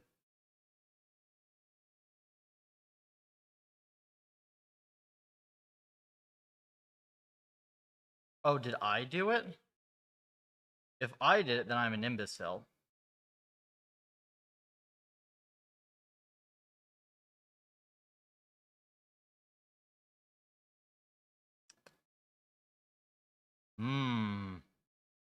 I am an imbecile. Very good, sir. Very good.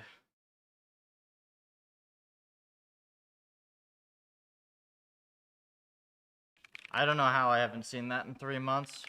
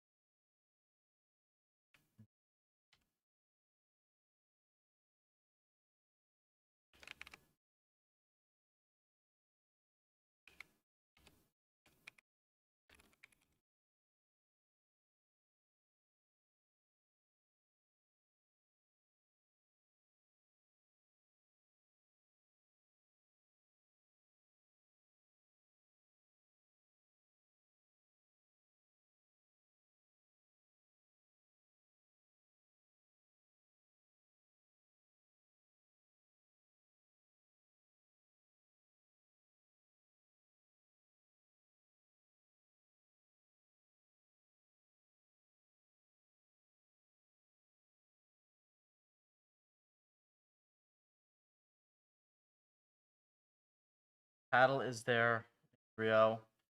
When you run it from Python, it's fine, Kyung.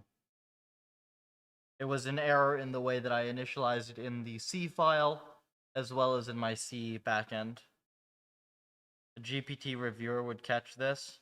No, a GPT reviewer would fuck it up, man. Would introduce it, most likely.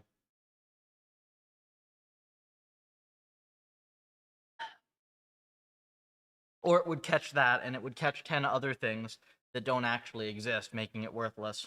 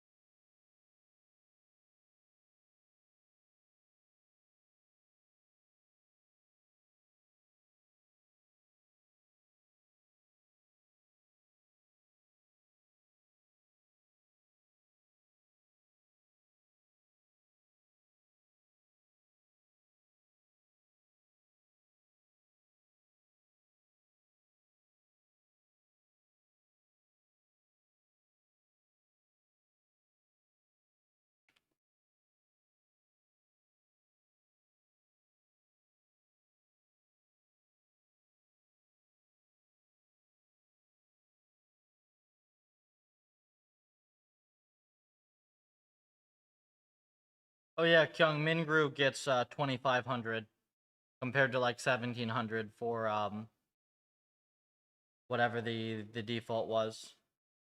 So I think that Mingru is actually gonna work. Mingru.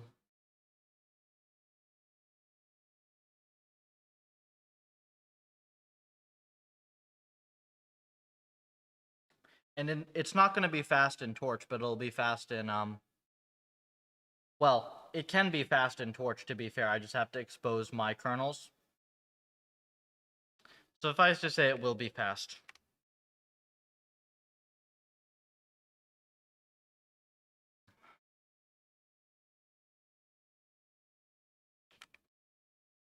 Okay, well that runs now.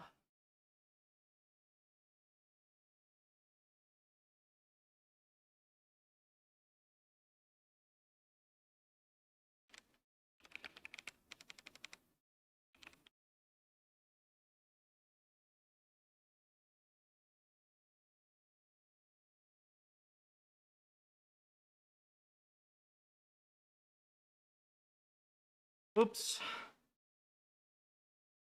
Pardon for missing that. I've been in a pretty deep dev hole lately. The vast majority of my time goes into making PufferLib what it is. And I occasionally miss new things. Cool. See?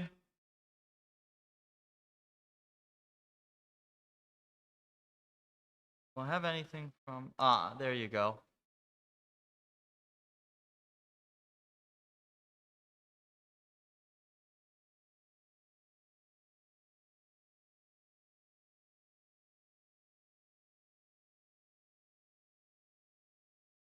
Short timeline, but yeah. Are you free later today to discuss after I finish this work block?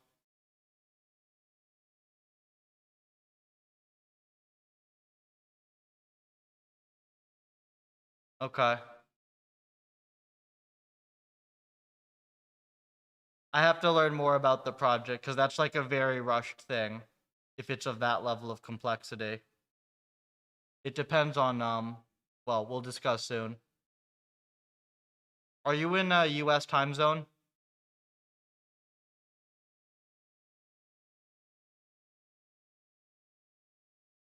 PST? Perfect.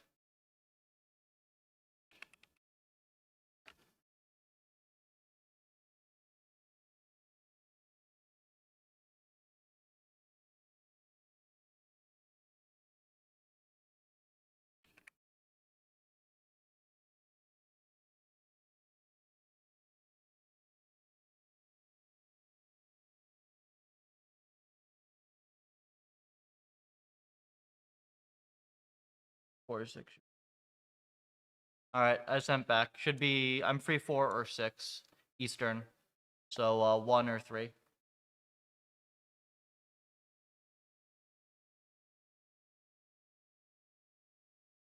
Let me go also check with. Hang on. Let me go get make my Discord update work so I can go check. The guy has availability. Help with rushed stuff.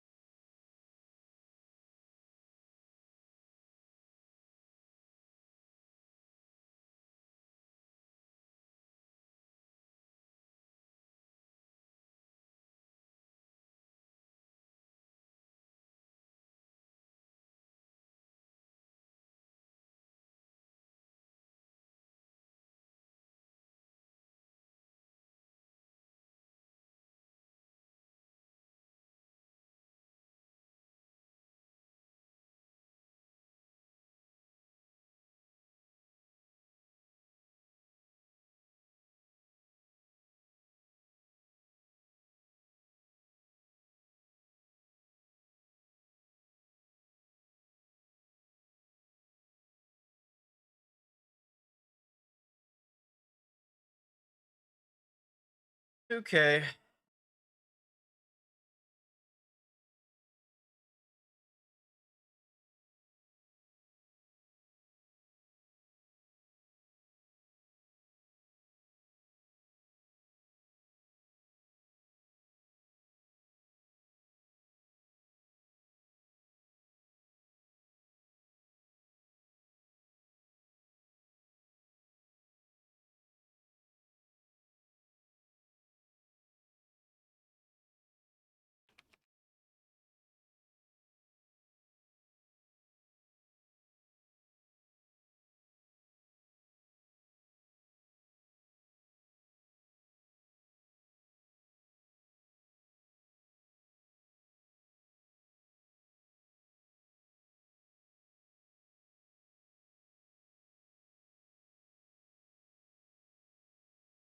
Yeah. I'm gonna have to get details on that. That's a very rushed job. Like, we can do it, but we'd have to drop a lot of stuff. Just FYI. Like, there will be an upcharge for that, but it looks like something that's in our wheelhouse.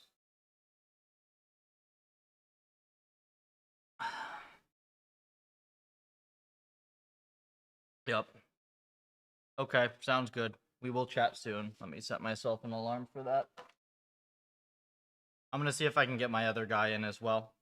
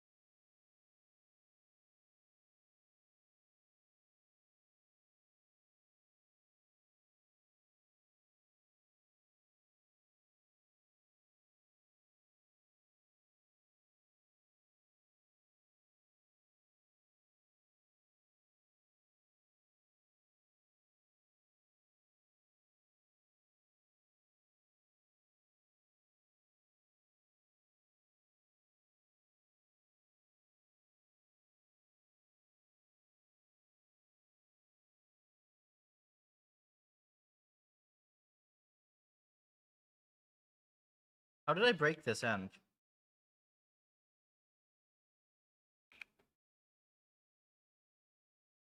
So can't we just do eval?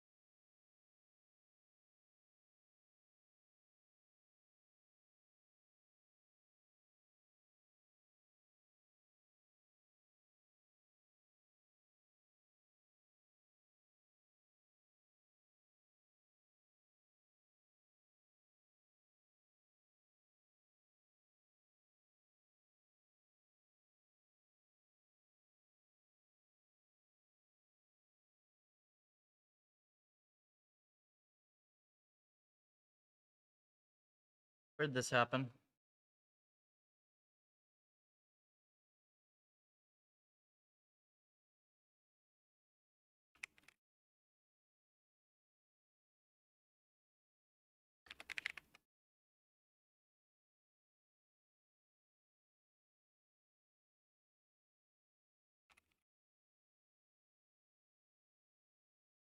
This seems fine to me.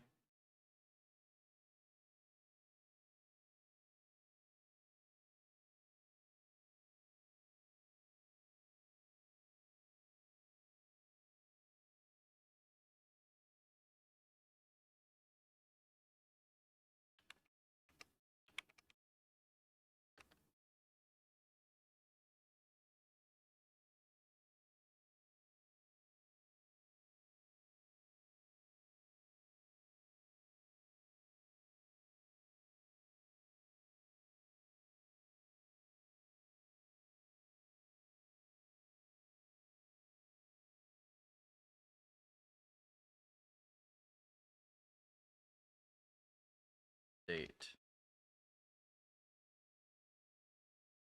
Oh, this is actually state.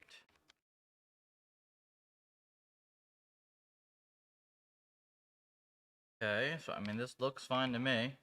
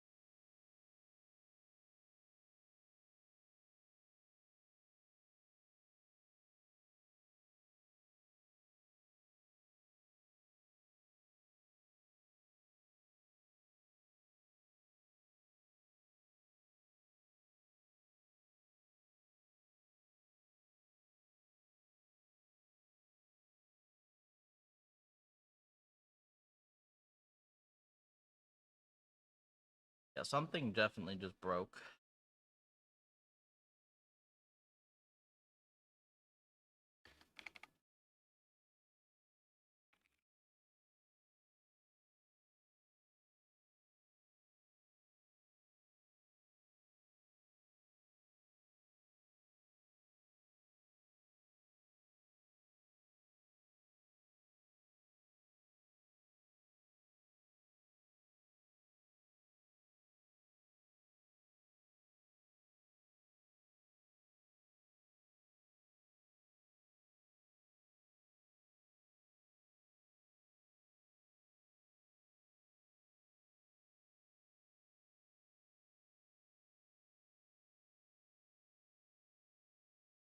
Did I break everything somehow?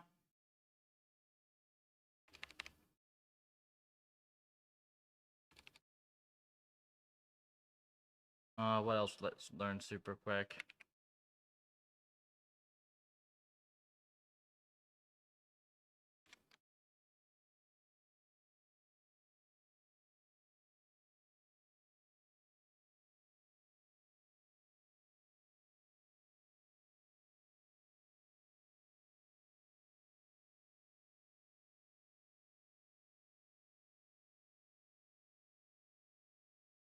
Oh, this works.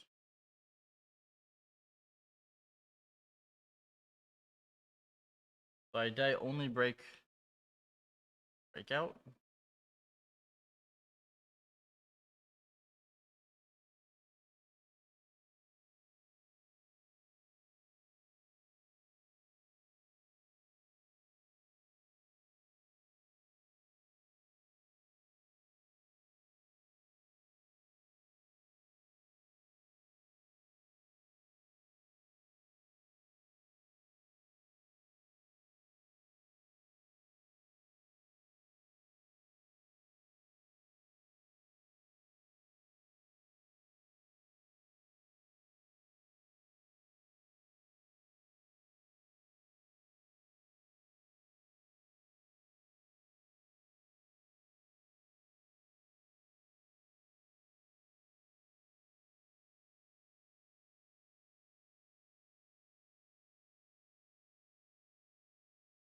Oh, you dummy.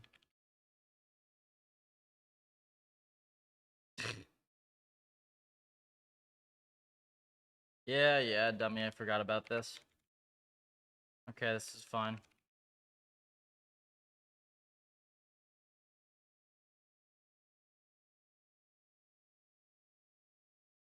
Welcome, Helix.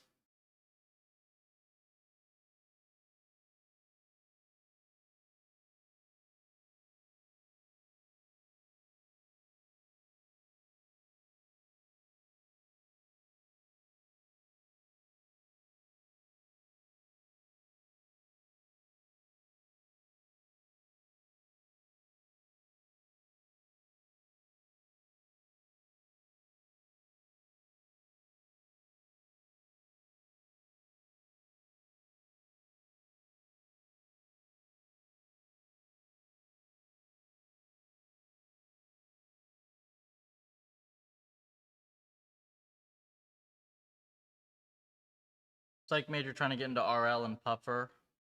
Recommend CS231N. Is a prereq. Can I speedrun Carpathy and dive right in? Do you know how to program? That's the key thing.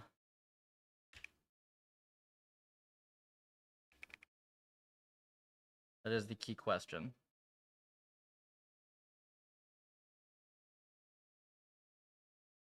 And if you're asking if you can speedrun Carpathy, CS231N is his course. Like, he lectures it. He made the course. Him and Justin. The old videos that he has are still good.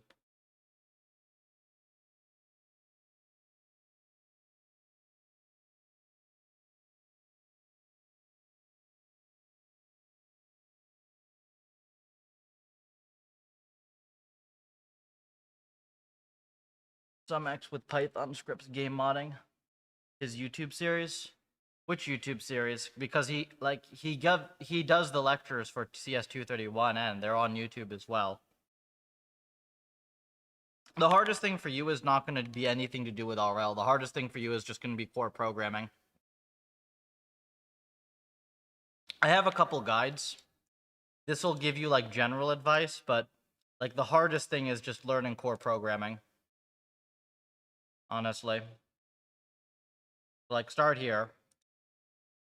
This will at least prevent you from wasting your time doing dumb things, like going to bad resources. This will give you, like, you should probably read this. If you're going to be learning a bunch of stuff really quick, like, read this article once every couple weeks to ground yourself. It's a pretty short read, at least the programming section of it. You basically need to learn core programming and then core ML stuff.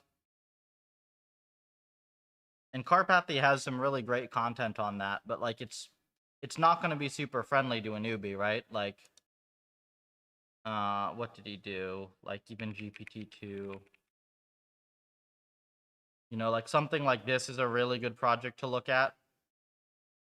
Oh, wait, where is it? I thought he did, where was his P1? No, not this one. Nano GPT.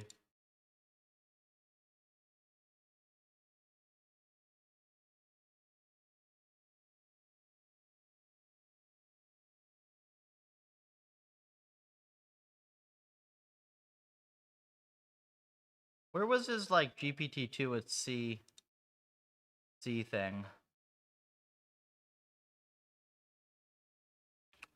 Empathy. Chat.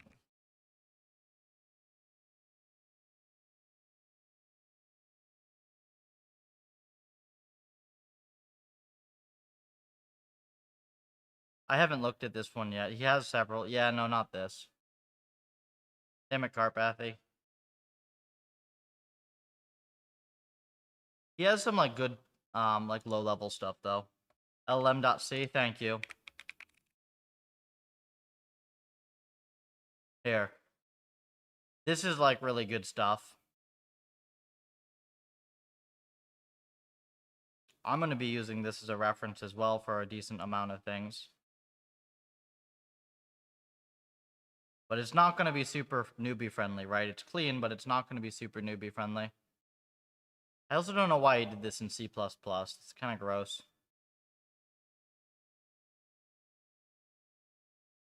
It says C, and he's got C++ everywhere.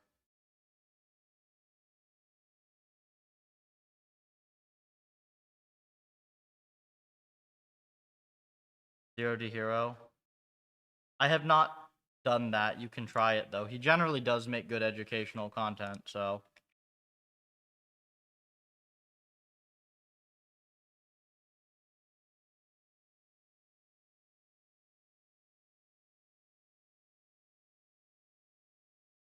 There we go.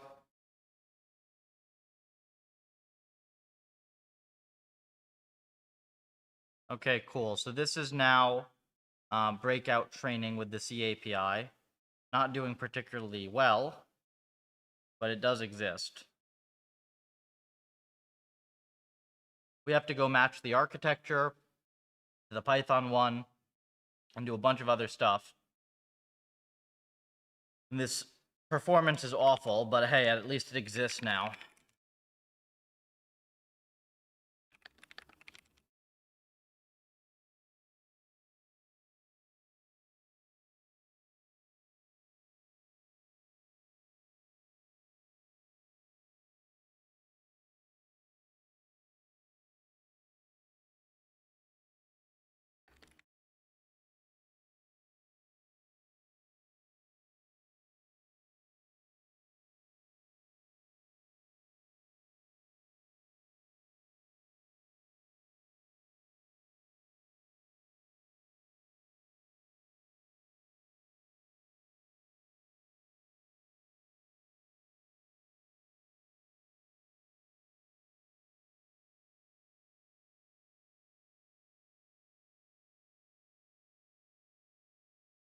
What's the faster alternative you're thinking of?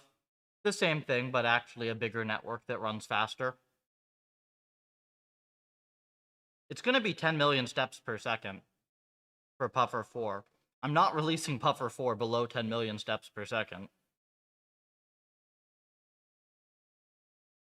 Kinvert, are you still here?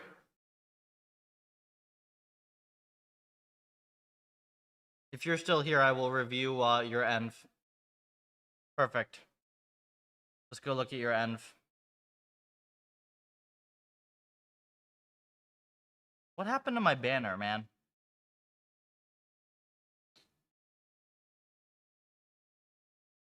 Unable to... What the heck happened? Unable to select next GitHub token from pool.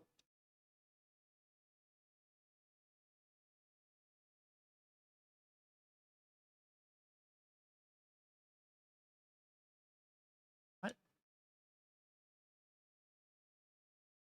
Eh? It works there.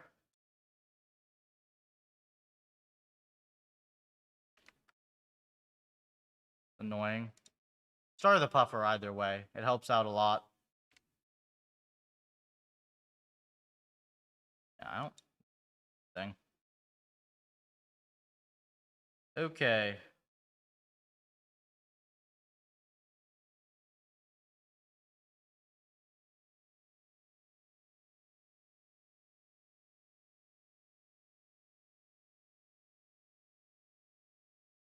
Is this like an automated PR guy? Like, this guy has like opened several really, really stupid PRs for no reason. Like, why the hell would you do this?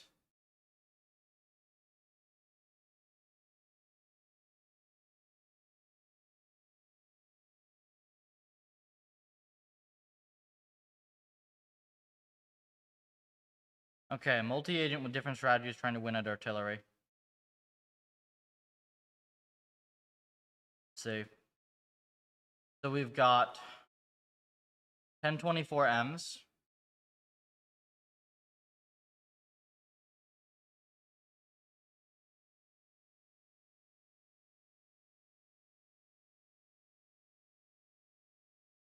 Env has a whole bunch of params. Okay. Standard network. Looks like tuned hypers.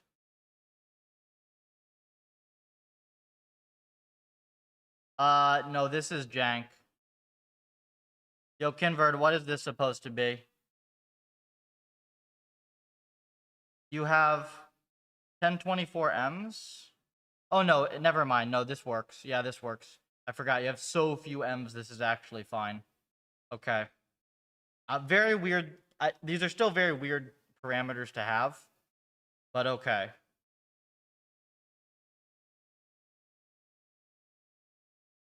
The RNG better not be in here. Okay. The RNG is not a sweep parameter. You've avoided accusations of sweeping RNG. Okay. We got our Alex here. This 2-agent, it looks like. Yo, why are, you're allocating 1 for float? Wait, is this multi-agent? Why does allocate have... You've got 2 for actions and only 1 for float. Oh, quasi. What's quasi multi-agent mean? I guess we'll find out. I have 1 model multi-discrete. Huh? So wait. The actions are, it's shooting both of them.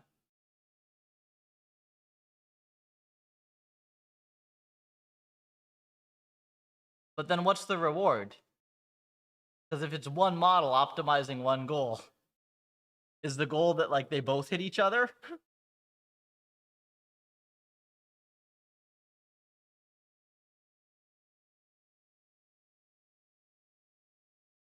No, they hit their own targets.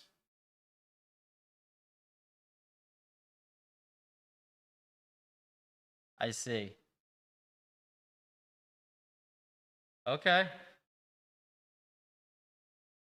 You even put a linear LSTM in here. Cool. Did WAS down. Get to the .h in a second.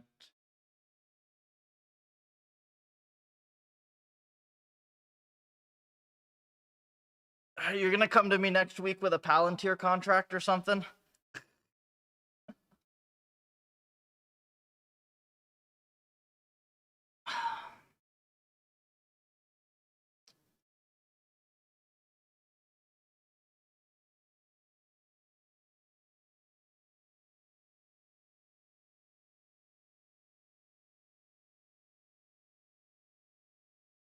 That one thing wants to move forward.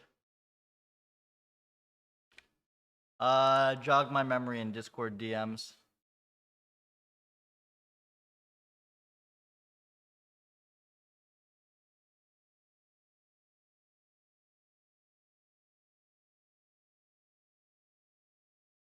And then we will see.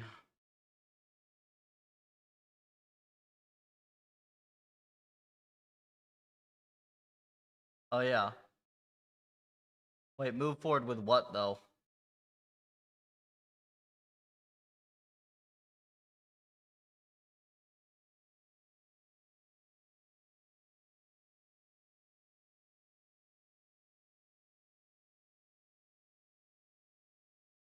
Oh, cool. Congrats, man.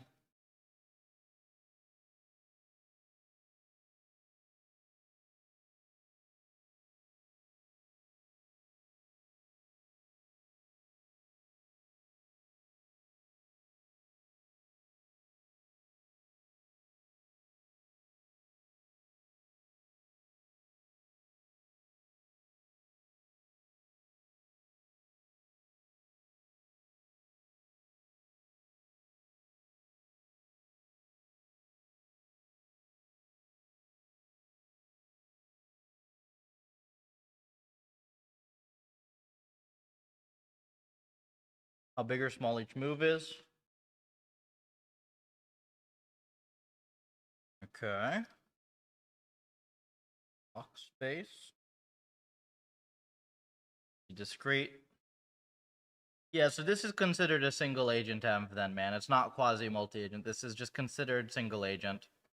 This is, so for reference, this is by definition, if you use the same policy jointly to compute the actions, it is single agent.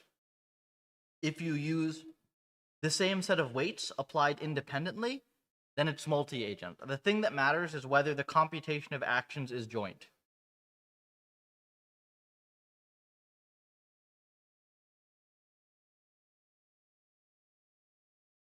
Yeah. So like even if you have, like, let's say that you have a tank, okay? And like the tank can move and the tank can like steer, or like the tank can fire. If you have a policy that controls the firing independently from a policy that controls the steering, that is a multi-agent environment. That is the same thing as if I release a co-op game on Steam in which like you have two players, one of whom is responsible for firing and the other is responsible for moving. That is a multi-agent environment. And other people will disagree with me, but they're wrong. This is the most useful definition.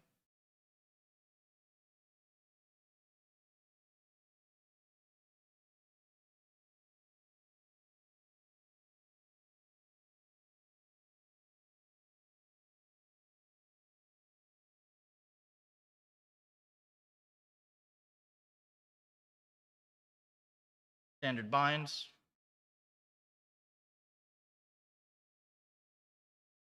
Standard binds. The net. Logs.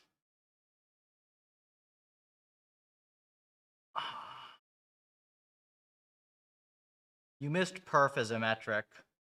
It'd be nice to add perf, but this okay. Hey, Peru.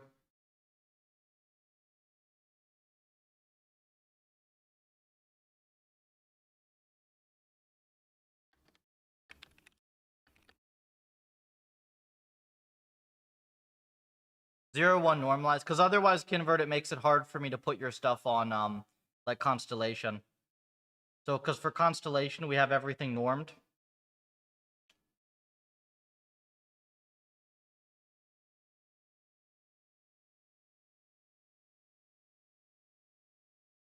Also,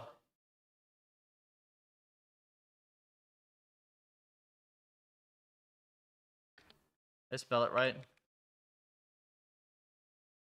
Artillery? Yeah, I did.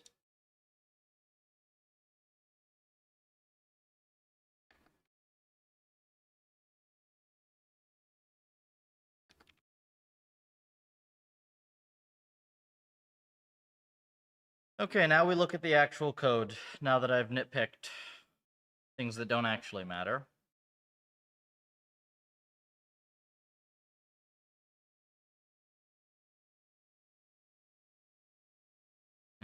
Okay.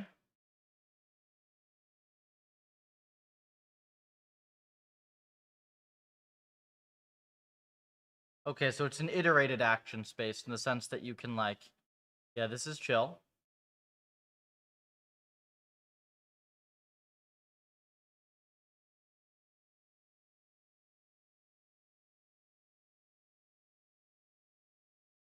Tried Puffer Drive with my native 10% game, but saturates GPU. I was actually looking at your threading, Peru. It's gonna get integrated pretty soon.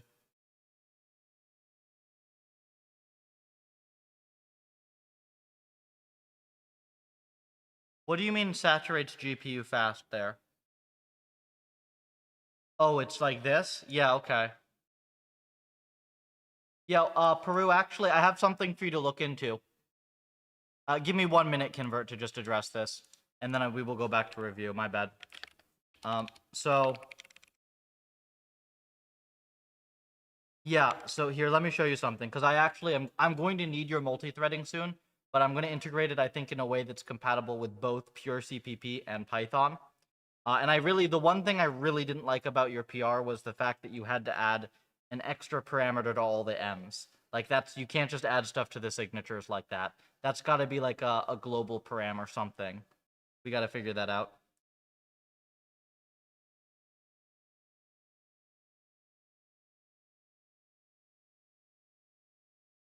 Okay, so here,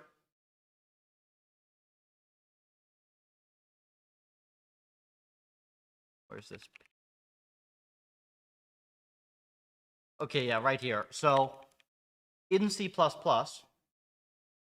I have pinned memory here used, and I have timed this. This cuts down CPU to GPU overhead by a factor of 2.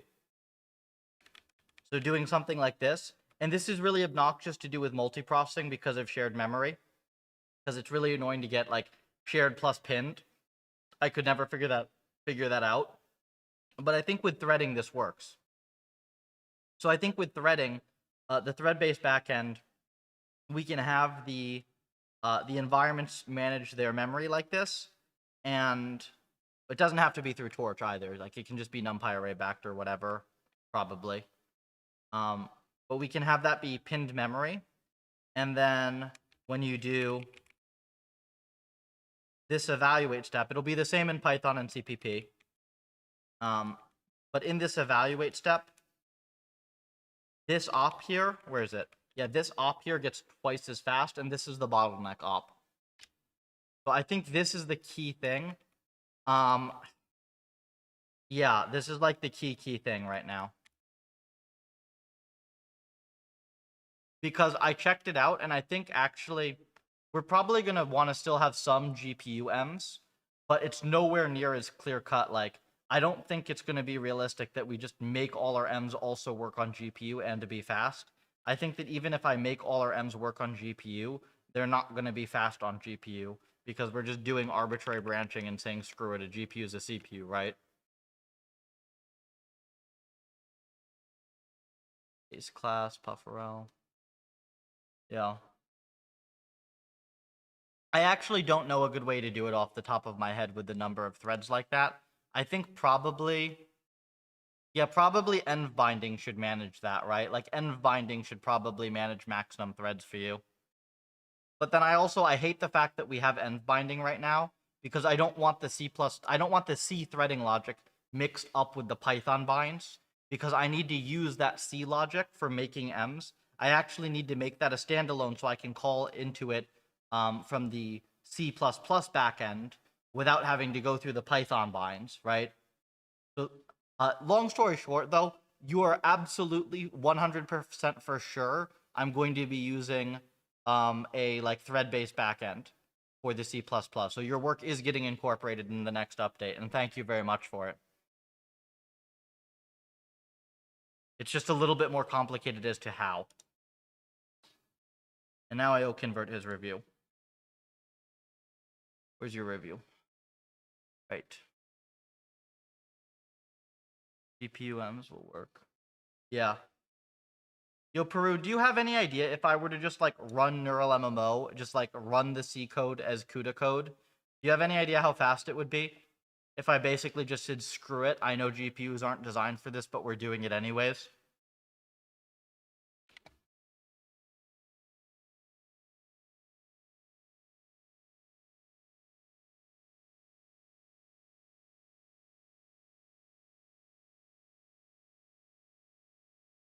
Florian will look at PufferDrive. A lot of people are using PufferDrive. Works without branches. No, it's tons of branches, Peru. That's the thing. It's arbitrary. It's like game code, right? Arbitrary branching logic.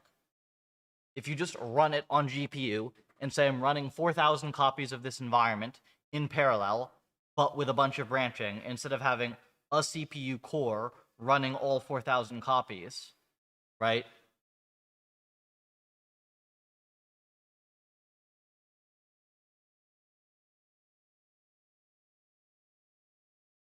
That will speed up.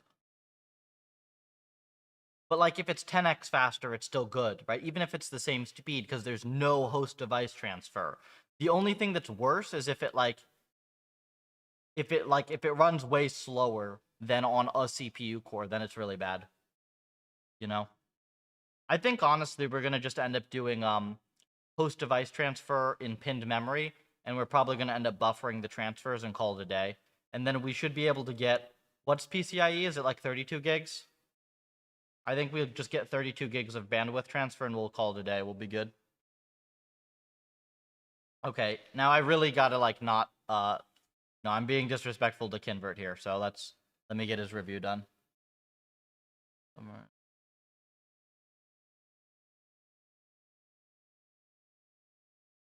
Yeah, you're free to do that, Peru. Like, go ahead. It's all in the 4.0 branch. See ya, man. Because, yeah, I gotta get his review done, because I've got, when was this meeting? Oh, I've got time. I've got an hour and a half. Cool. Okay, we got a couple basic structs. These are fine. Inlining these is fine. Obs, actions, rewards, terms. Yep, this is fine. I don't know what this I is.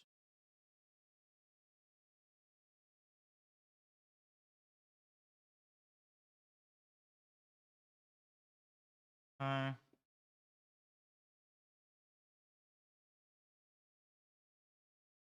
Log. Okay. Simple enough obs.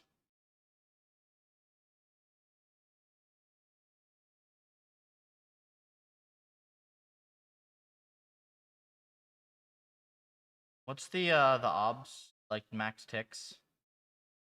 Say? Projectile time. What's max ticks?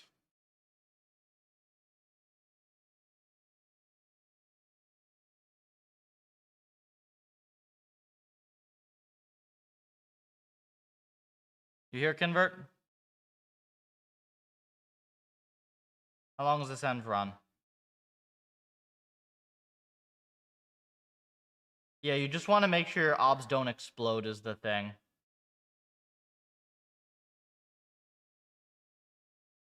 Because, like, if it goes for 10,000 steps or longer, like, that can be bad. So you want to... It's not like if your obs goes to 2, your network immediately diverges. But if you, like, have rare cases where you get 100 in the obs or something, that's really bad. And yes, technically you can do stuff at the architecture level, but we generally just, like, cut the problem from the start with this. 75 steps? Okay, if it's 75, then it's fine. Random start. Okay, so it just randomly sets.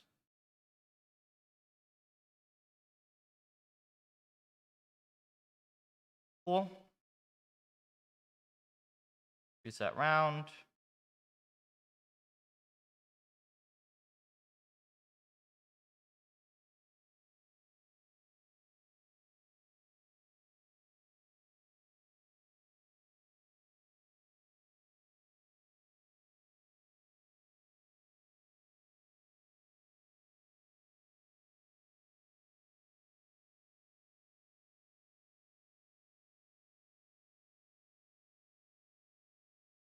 I don't know what Pentolin is. Wait, penal. Oh, it's supposed to be penalty, but it's penal. No, it is penalty N.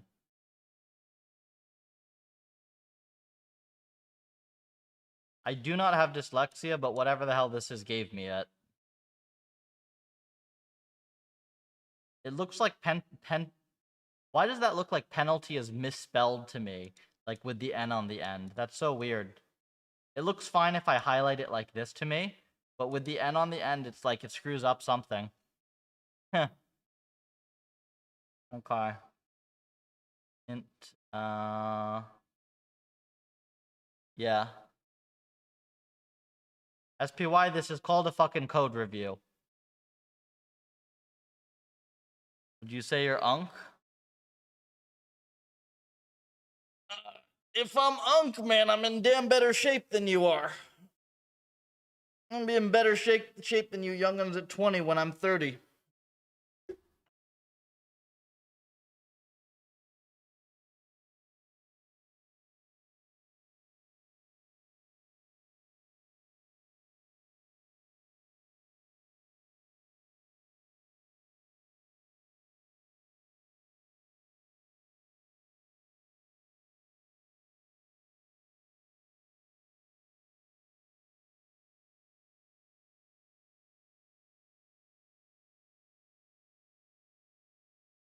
It's alright, we'll cure aging at some point soon anyways, right? Alright, what do we got? Calc parabola closest. What's this?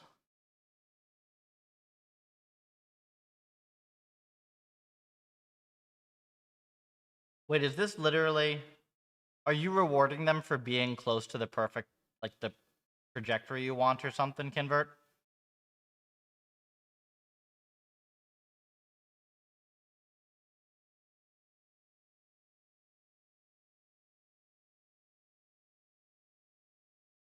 They only get reward when they shoot. Okay. So wait, then what is this for? I guess we'll see.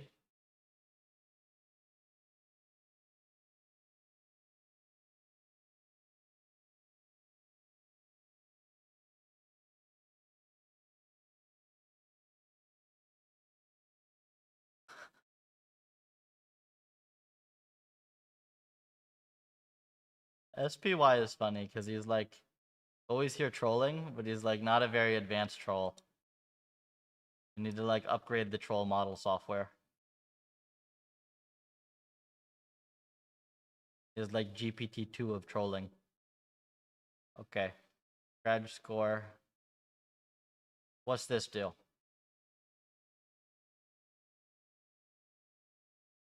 Oh wait, they get reward then they shoot. Well, yo, Convert, do they get reward based on how close their shot, like how close their angle is when they're shooting to like it calculates where the bullet is gonna go or whatever, and it calculates how close they are to that trajectory. Is this like a super aggressively shaped reward?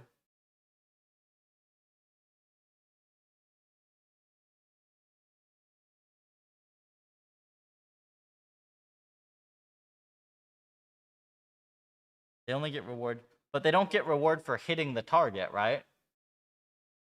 It's not just like you get rewarded for hitting the target. You're getting rewarded for some other stuff, right? Because you're trying to get like the different trajectories.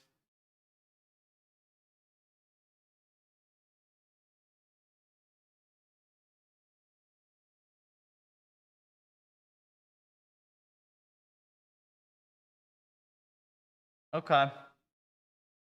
Then like, yes, obviously this will work if you're gonna shape it like this.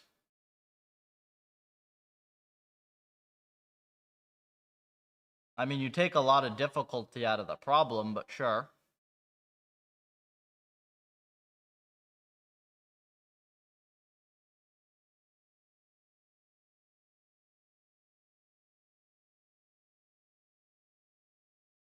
Biggest criticism so far is that the name is bullshit. Artillery, my guy. It's so much easier.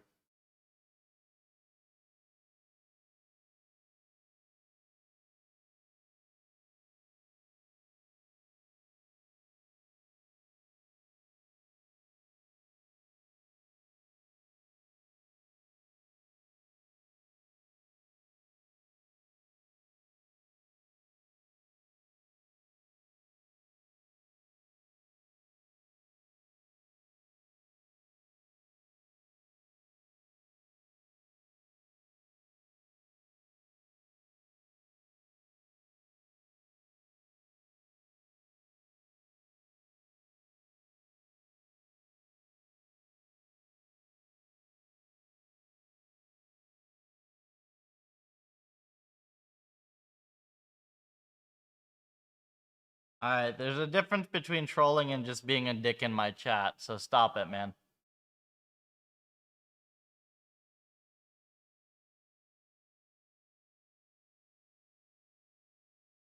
Step frame.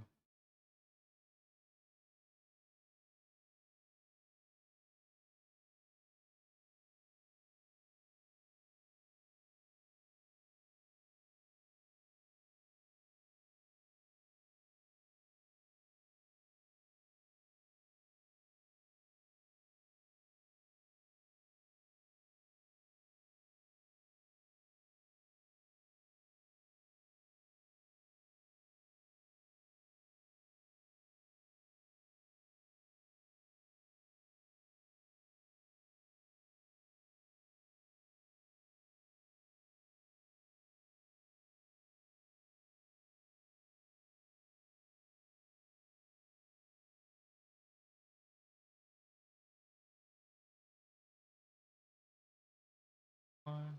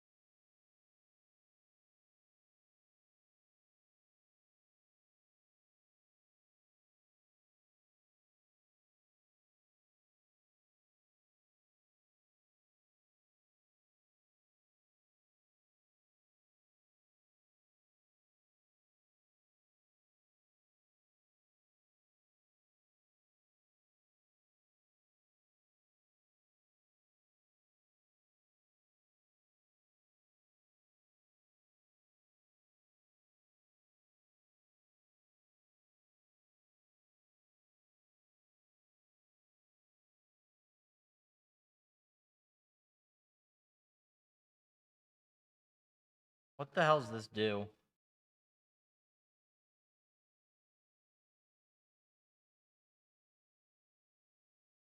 Oh.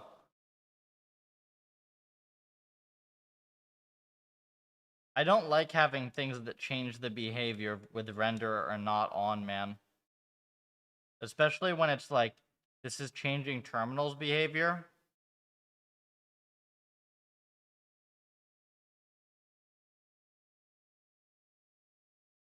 Yeah, it's just because you've done the rewards a little bit weird.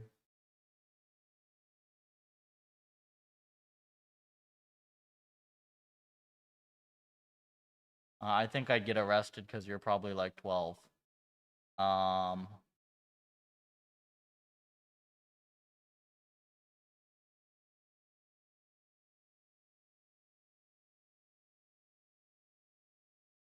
Okay. Yeah, it's kind of just a weird reward setup, frankly. And that's like causing other weirdness. I see why you've done these things, and nothing's like egregiously terrible.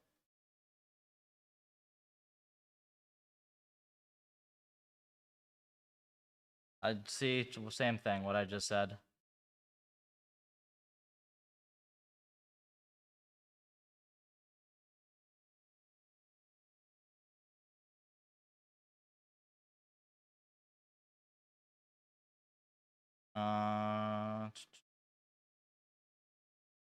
Okay.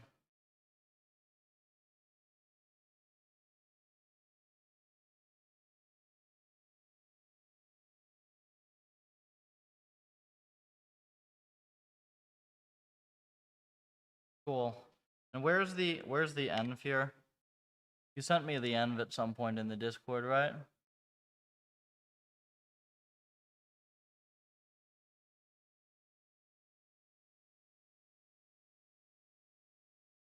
This.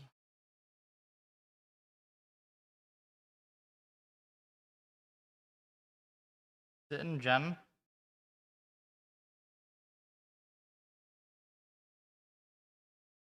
No, like where you sent there's an image, right?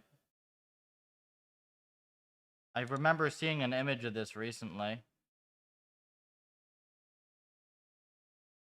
Oh, in the PR, dull.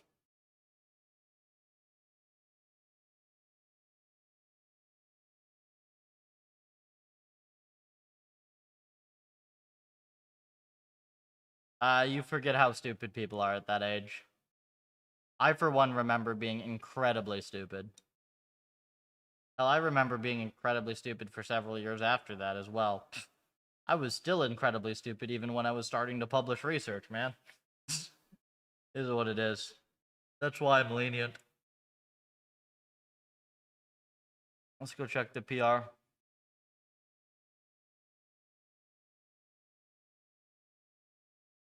Right, there's no terrain.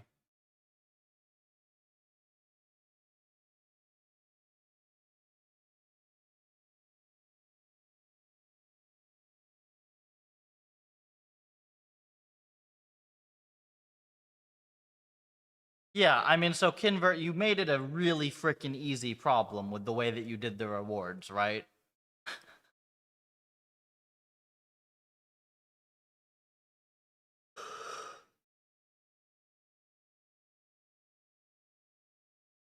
But sure.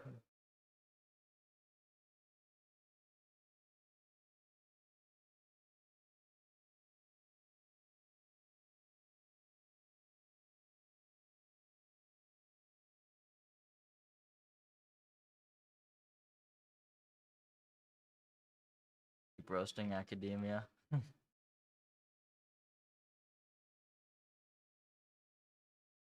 Yeah, I mean, like, the way that you would do this, right, is it would be like you give reward for hitting the target, and then there's probably would be like another reward for being as low trajectory as possible versus like a reward for being as high trajectory as possible. Um, it would be something like that. So, I mean, this is a really easy environment the way it's written. But if you want it to be like this, that's fine. Like, just clean up the couple small things, fix, like, change the name of it to something reasonable, and we can merge this. Maybe tweak the background colors and stuff a little.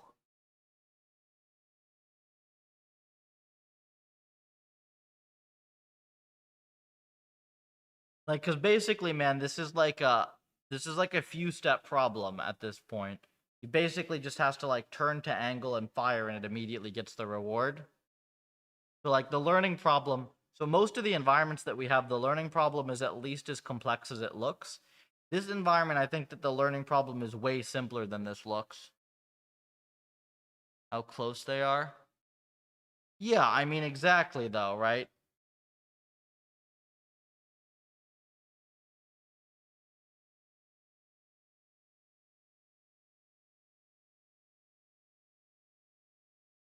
I mean, I guess it's funny that you like even draw the parabola for them.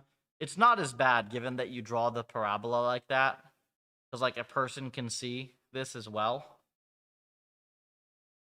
They learn, yeah, they don't really have to discover hitting anything, yeah.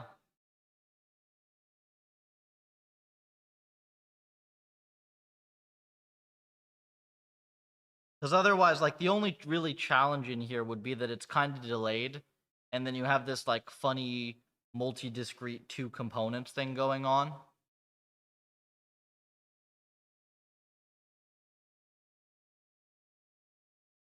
If you want it to be like this, though, it's fine. It's an environment. Just like fix the couple things and we'll merge it.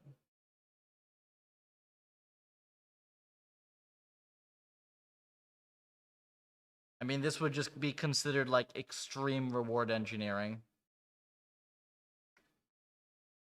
For 2.0? I mean, I think you can easily solve this problem just based on like reward for hit the target and like, you know, make it a little larger or smaller depending on if you want it to be lob versus straight shot.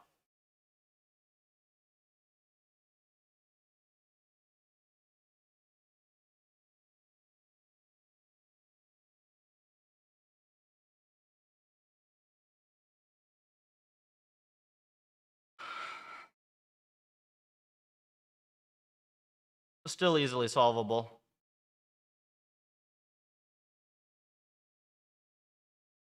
I mean, unless you have the frame rate cranked to something stupid, right? Like, yeah, you might want some frame skip on it, because otherwise, if it takes 2 seconds for the bullet to hit, then it's like, that could be like 60 delay, like a 60-step delay in credit assignment, which is kind of jank. But otherwise, it's pretty solid.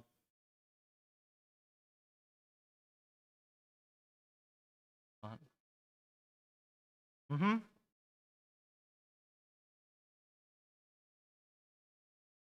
Well, I mean, presumably you'll still want to like build stuff to improve skill set, right? I doubt they'll work you that hard. This is the best place to be for Cool RL. Okay.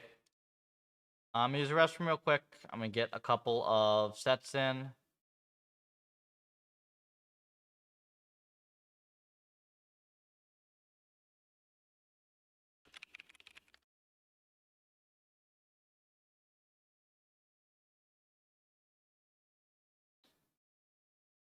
All right. Be right back. Whoa.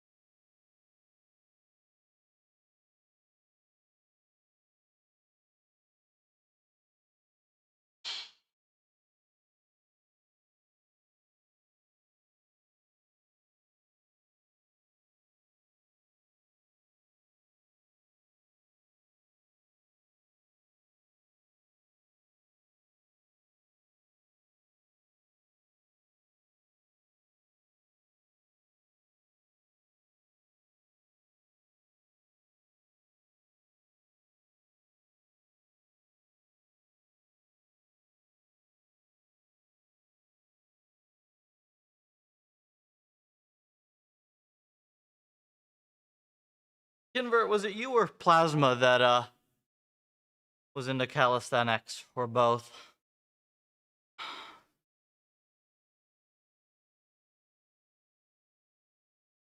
It was Plasma then, the other guy. Might have been Captain, actually.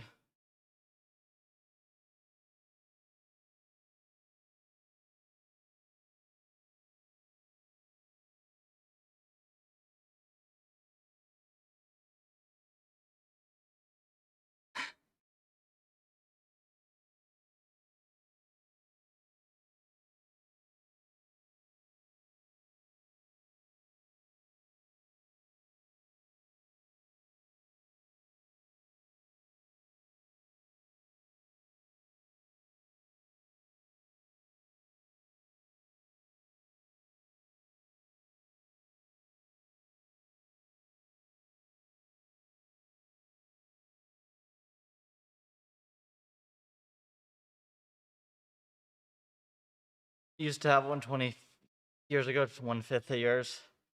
Home gym is good. The stuff I use in here most of the time these days, honestly, I use my bench and I use my cables more than anything. I mean, if you have a rack counts as a bench, right? Honestly, just rack and cables gets you a lot. Like, I think the other guys make this as well. Something like this. There's the other company that makes these that's getting pretty good. What's the other one? I forget. There's like one other company that's like almost this quality as well.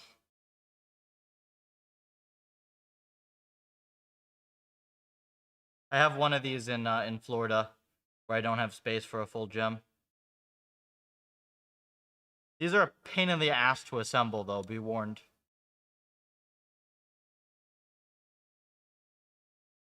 Build in. I mean, like a one-car garage is basically the amount of space you typically will want for like a minimum setup.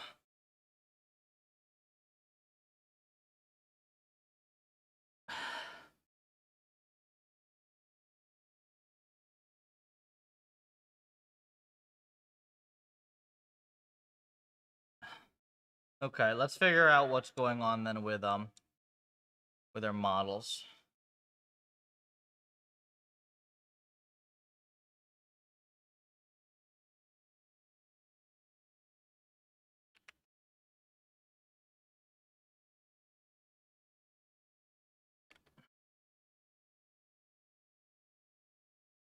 See ya, man.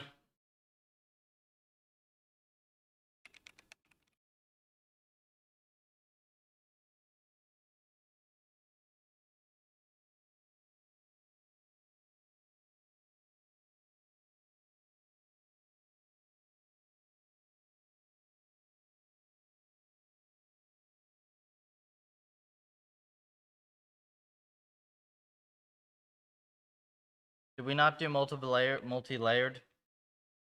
I didn't do multi-layered. Oh, oops. So we have to add multi-layer in here. Okay. We can do that.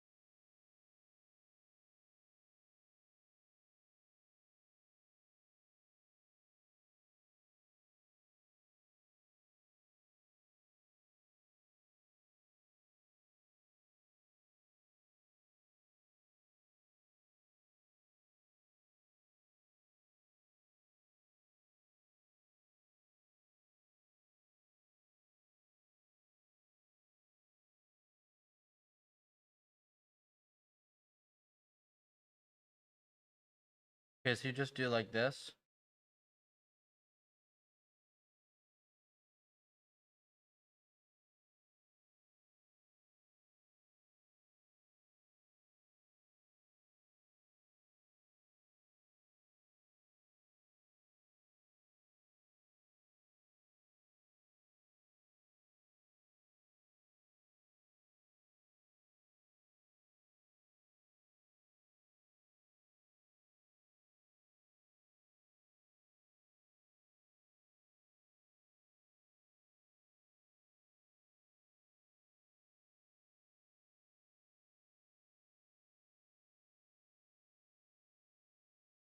This is 100% server.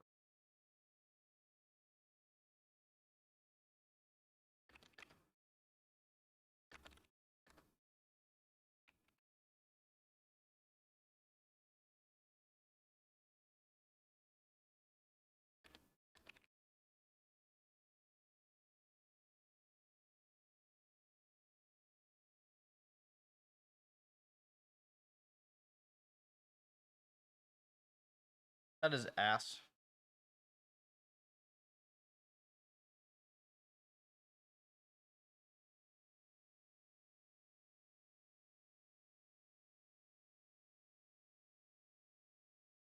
Really don't need this, do we?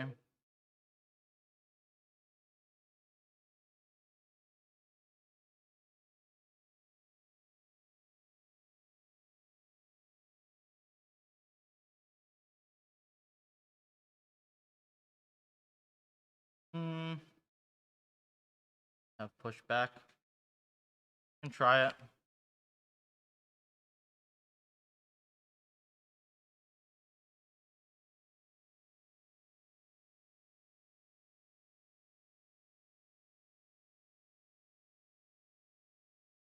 In size 1. The expansion factor. Fine.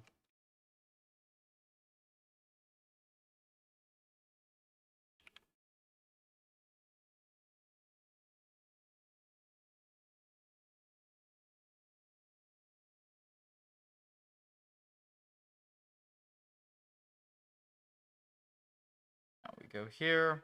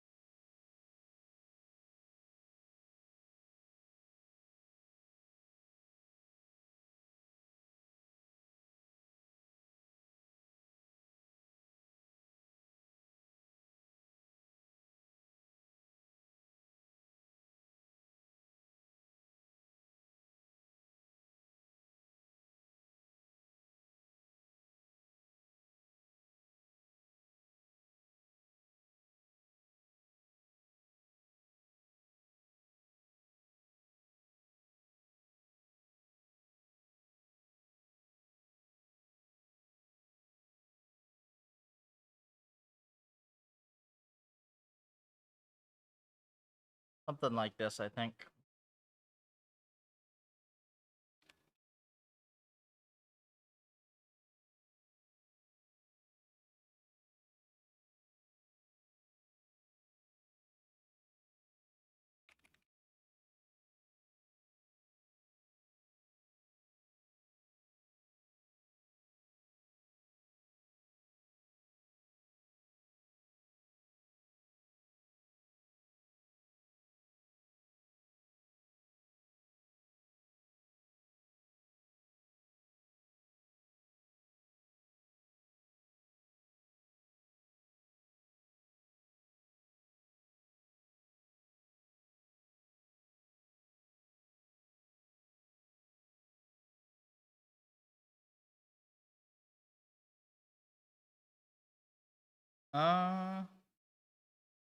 Correct. I think so.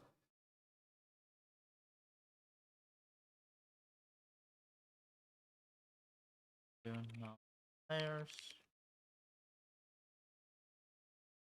Cool. And this one.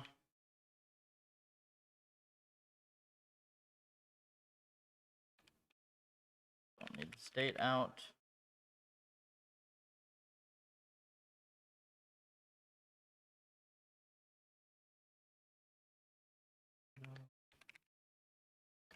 State select.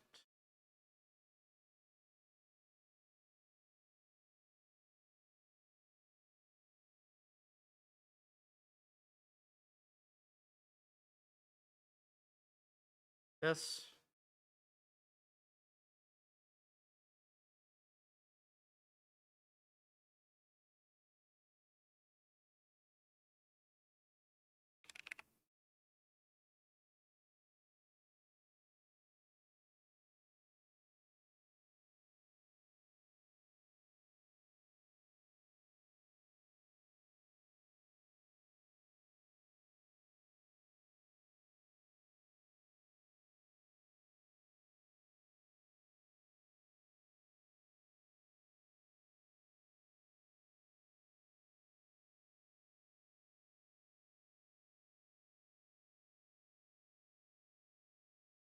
Something like this.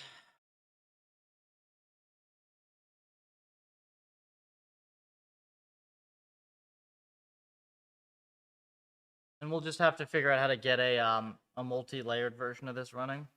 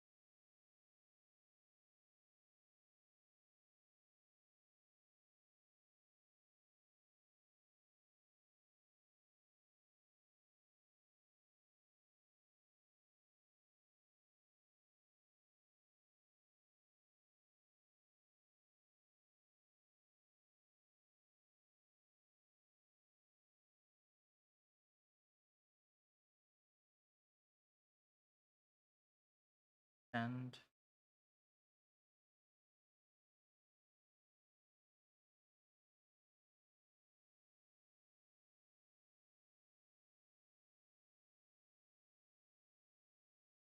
does have pushback, doesn't it? Module list impl.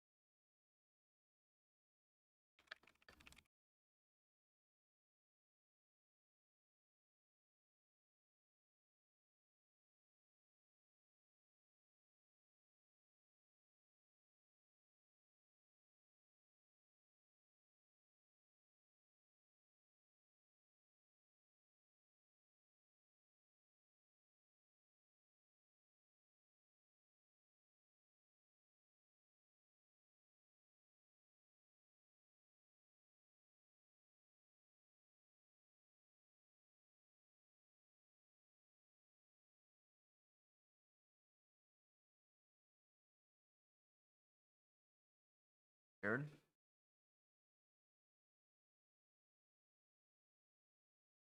Should have been fine.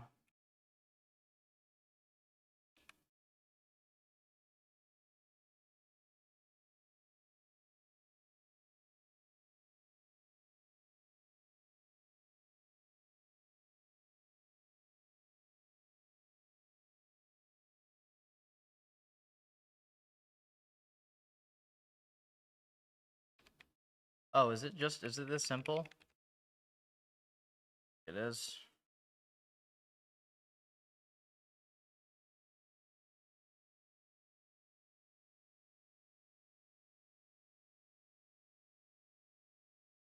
Yep, right, it is.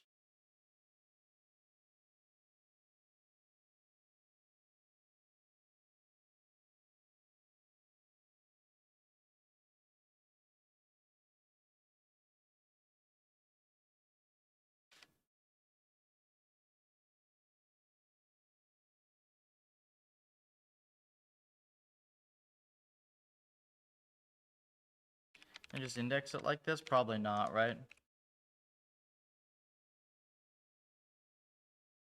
Have you heard of the flashlight library? No?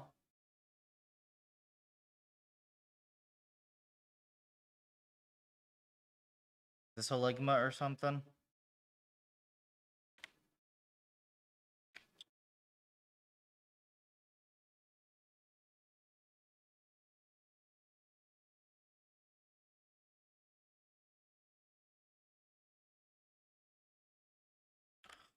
This thing is just so gross.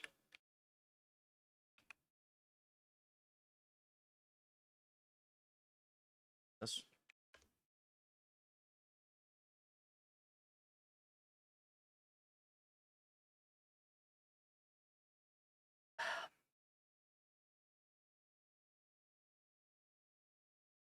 Okay, that's not bad.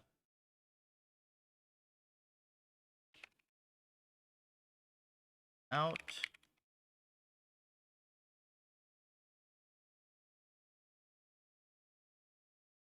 Date.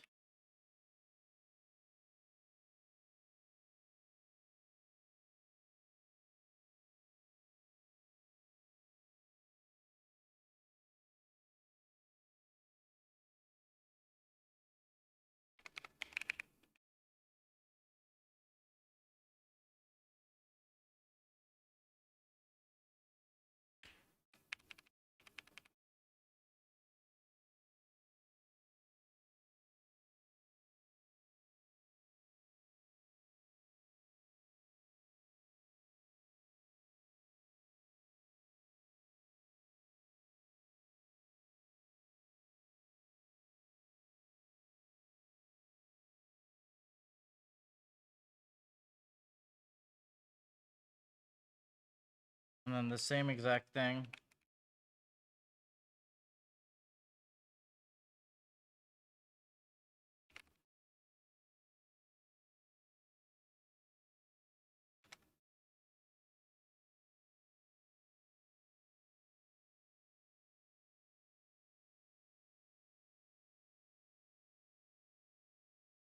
C++ native ML library. Why is everything always C++, man? I don't want more C++. I want to remove all C++. Give me some damn C. Why the hell don't we have, like, just a simple C tensor library? You literally do it in 2K lines.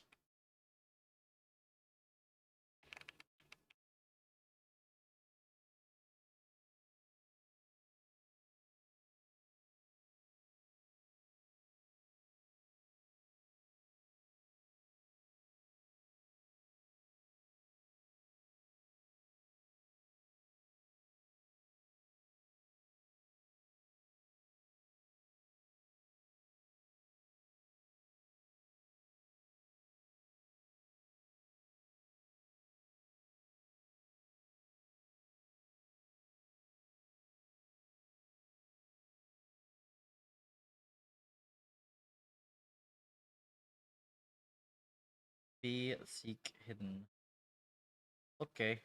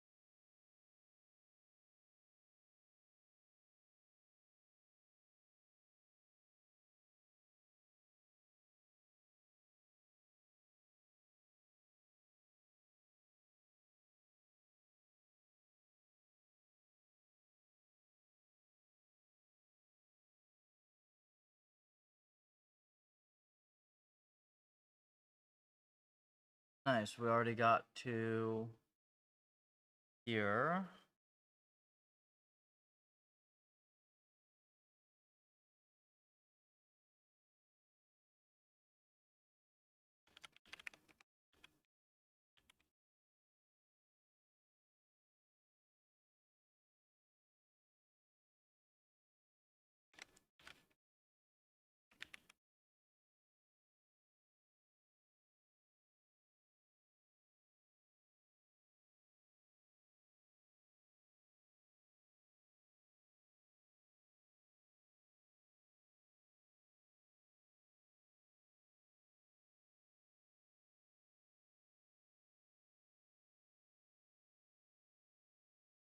What?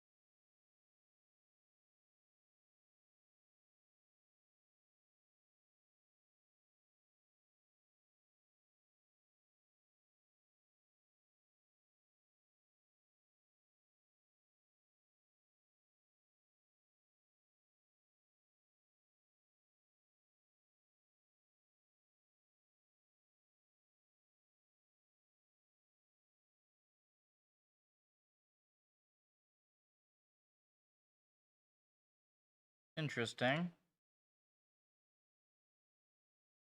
Have been this, right?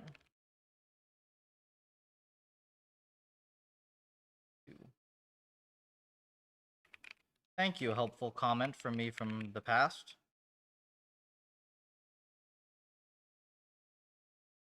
How kind of you to make my life easier.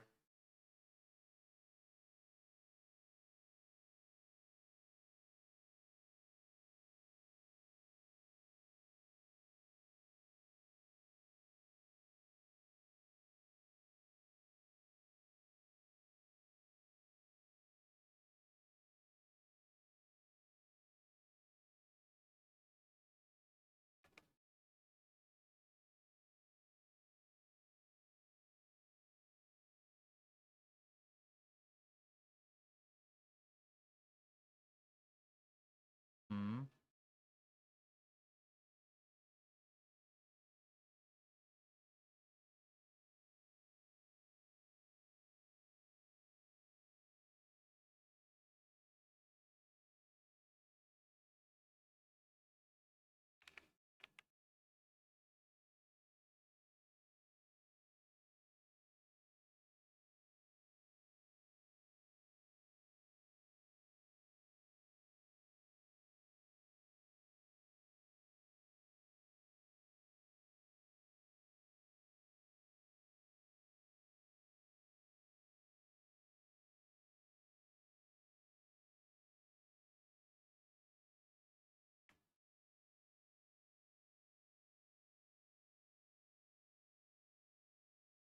Nice.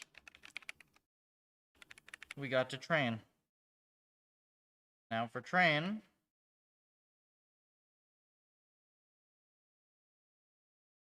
We do the exact same thing. Right?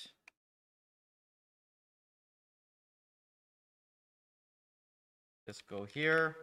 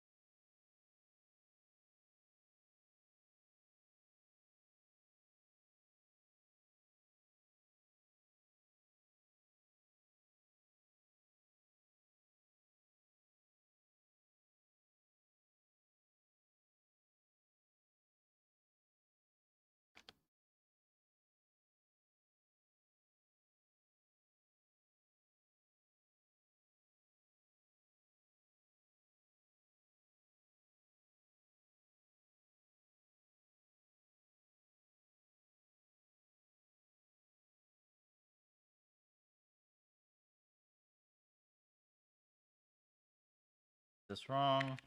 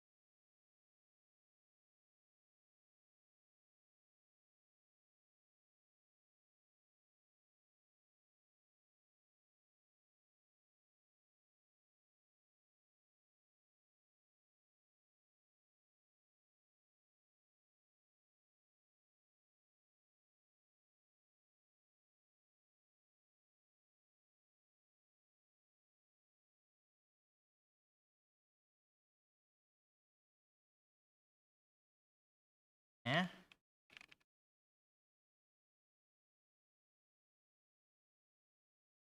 the heck is wrong with this then? Here's num layers. Should be fine. I would think. Unless,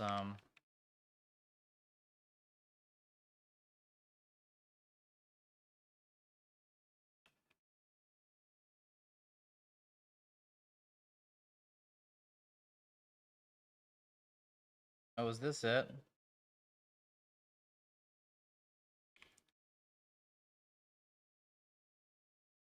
How the hell would it be this way?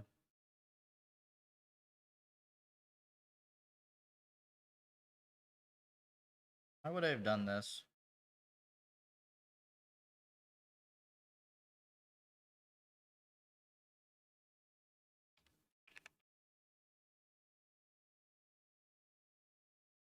Layers, batch size, hidden size, right?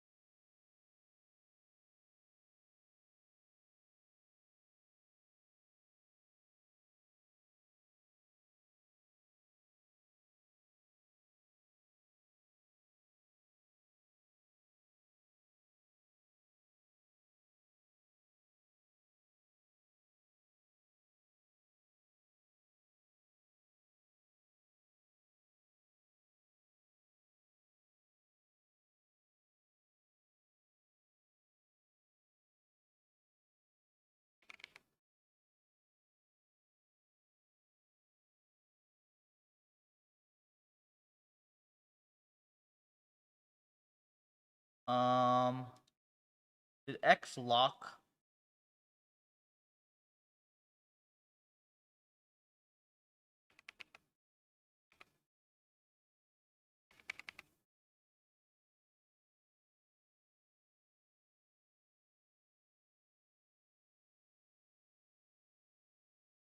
Oh, they messed with the X UI a whole bunch.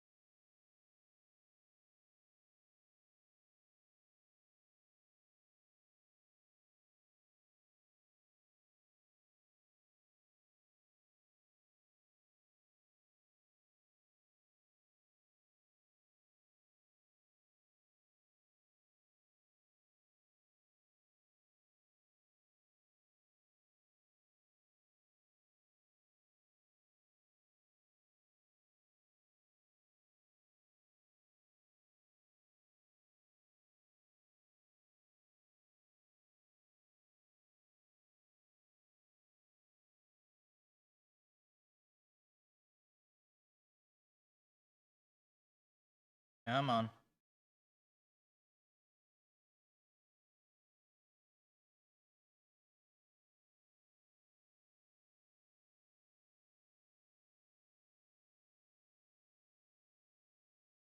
What happened here, man?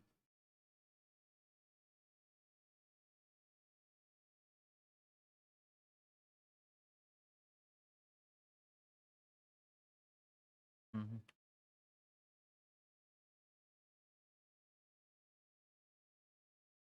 I see.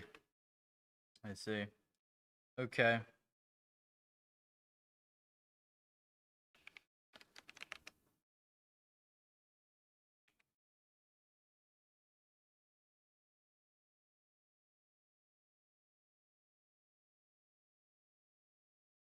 So it should be like this.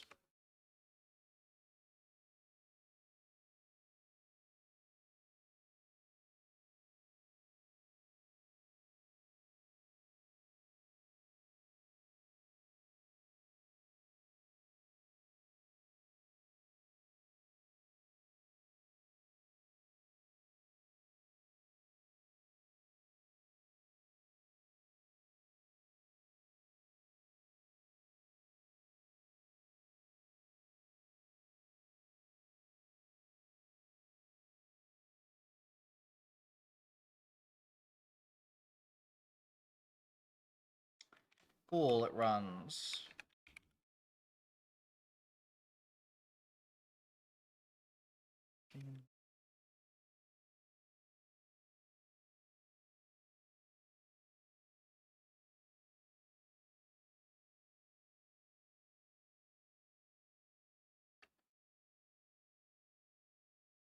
Okay, so we do like this.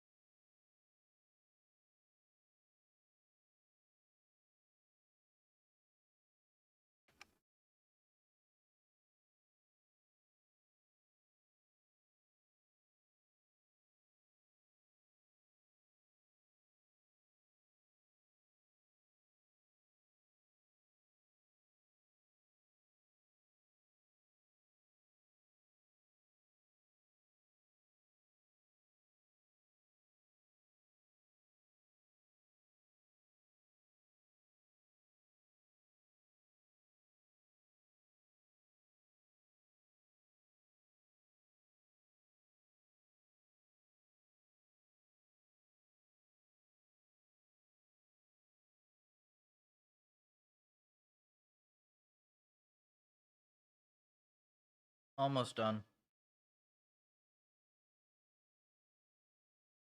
Should be good.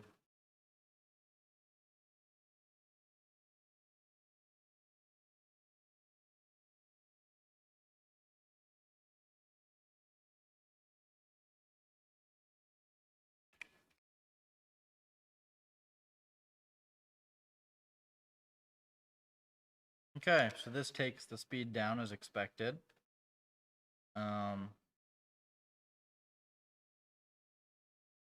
And this is Atom, so we're not expecting very much, right? With muon params.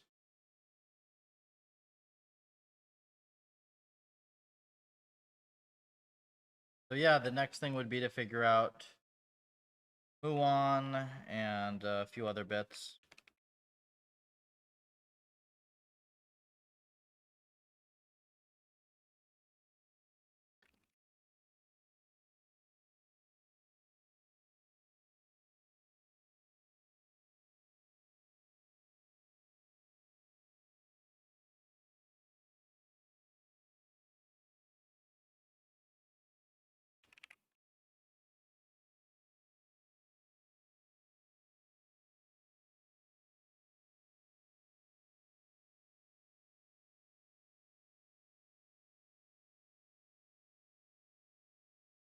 And we're gonna experiment with Muon.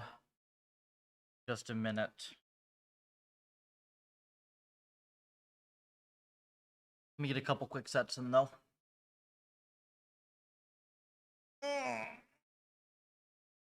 Oh, we are making some good progress today. Pain in the ass, but we're making progress. It will be back.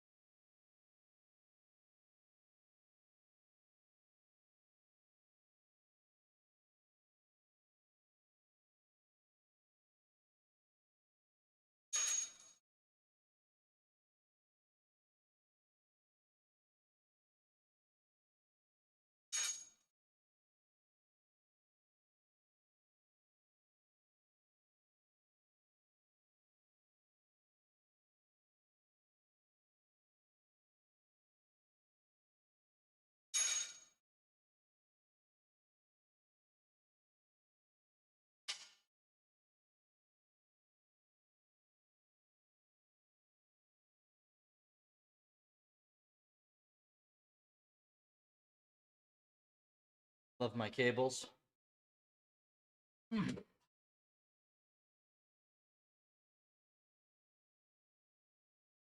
Okay.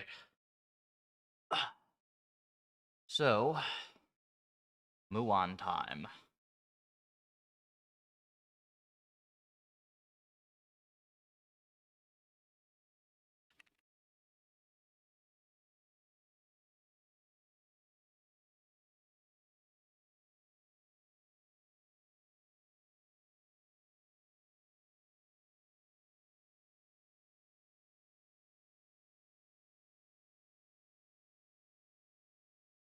What it do, what it do?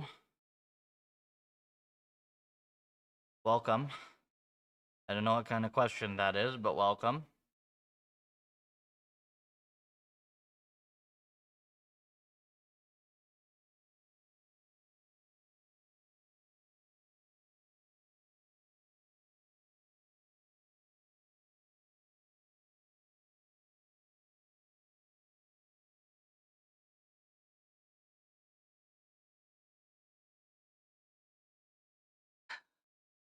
Hey, what's up with you? Welcome.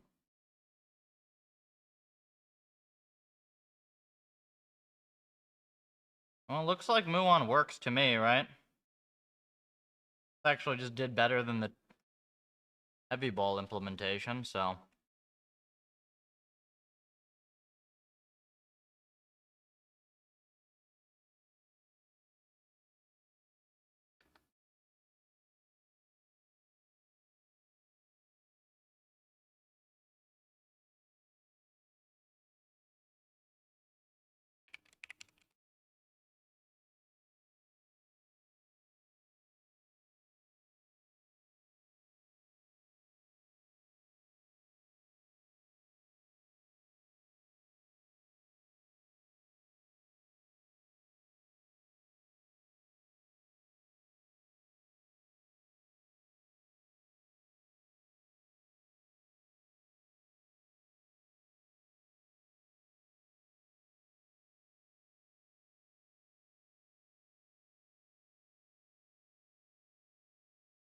Yeah, this is what I was worried about. Is it not in C++? Damn it, did they literally just do it in Python? Nerds.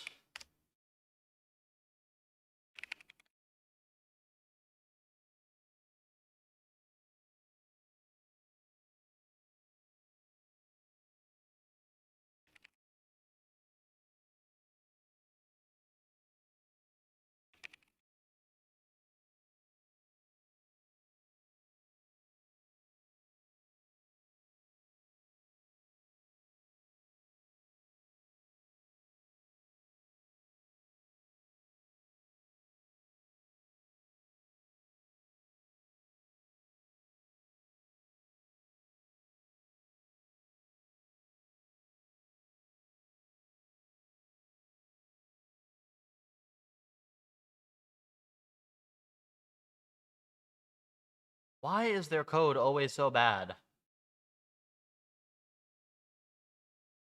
The code is always terrible.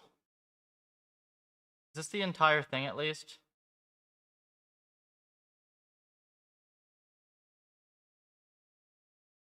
At least the whole thing is in this file.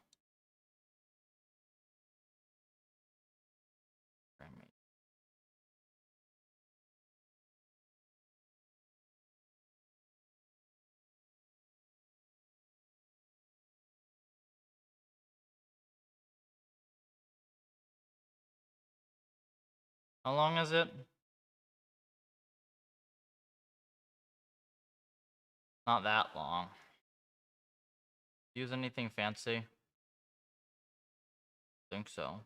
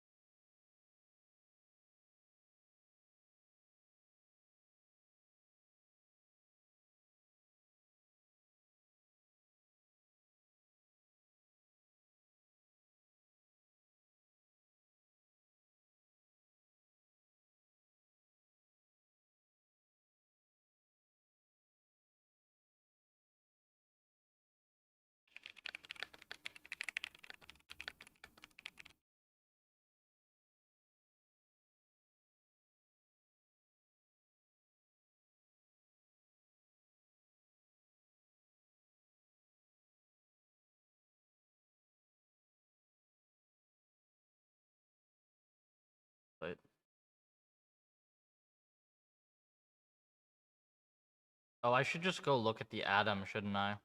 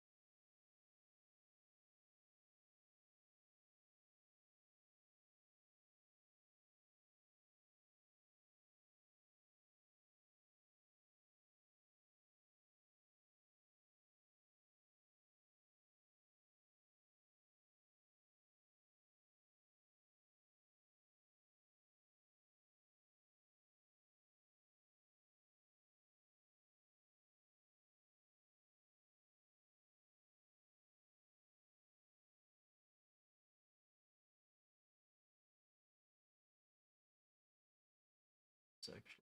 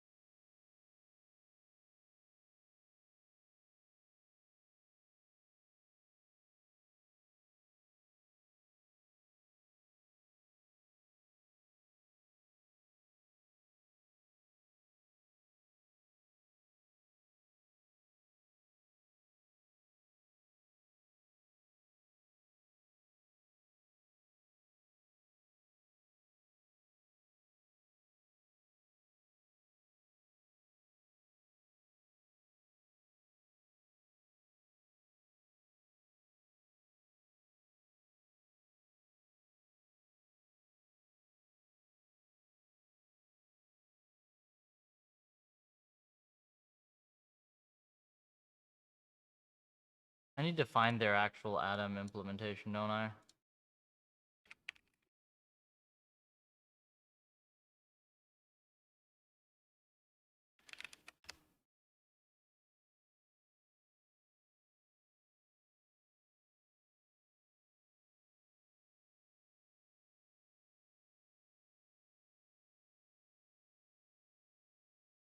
The freaking GitHub button.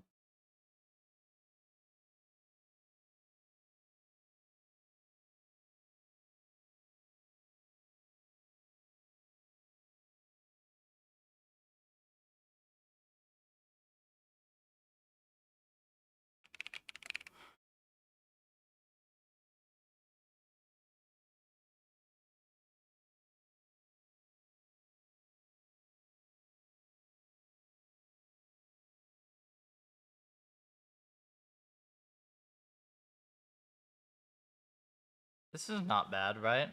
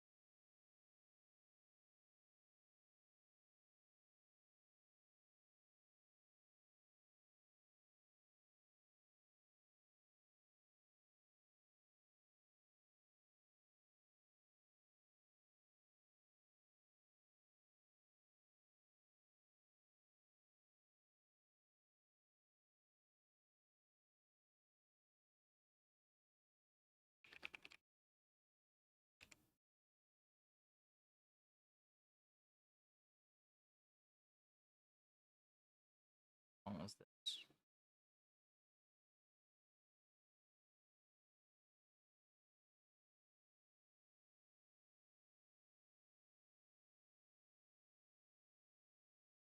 not bad.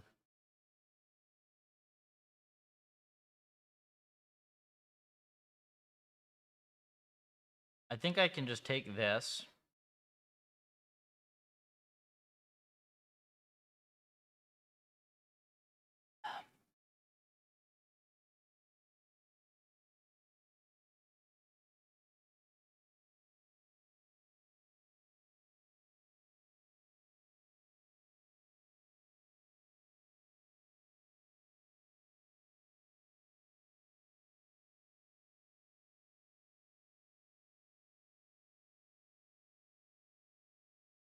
Hello, what are you doing today? Hello, Liberty, welcome.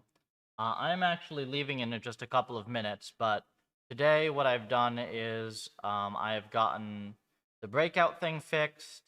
I have made a small architectural change to MinGrew that makes it actually learn properly. I've added multi-layer support to MinGrew.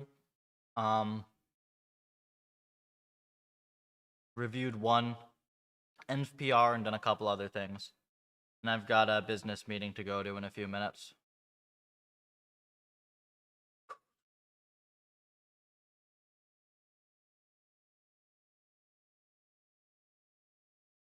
This is basically...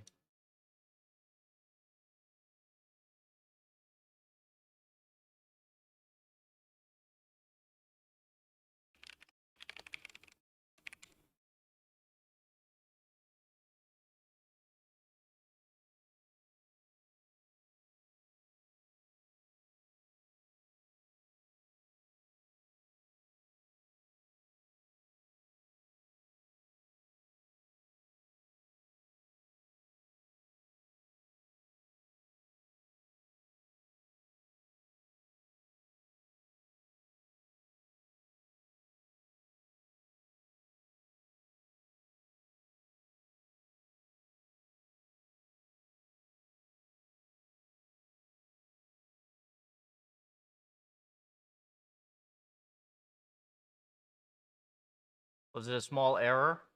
Yeah, it turned out that there was a bug not in the Torch C++, but there was a bug in the env initialization where it literally was not creating the paddle.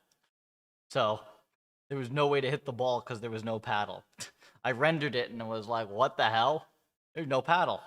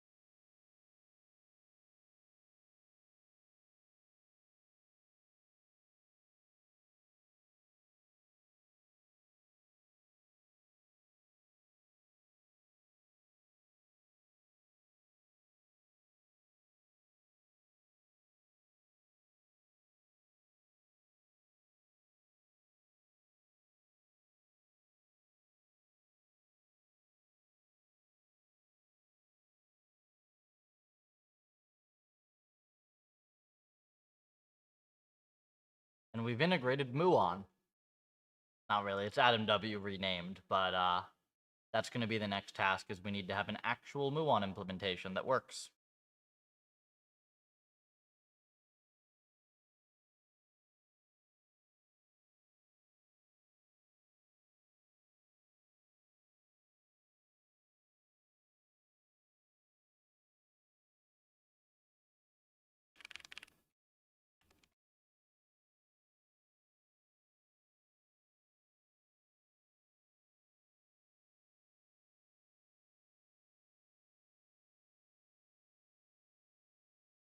I guess, is it actually Torch Optim Muon? It actually might be Torch Optim Muon because I have the namespace.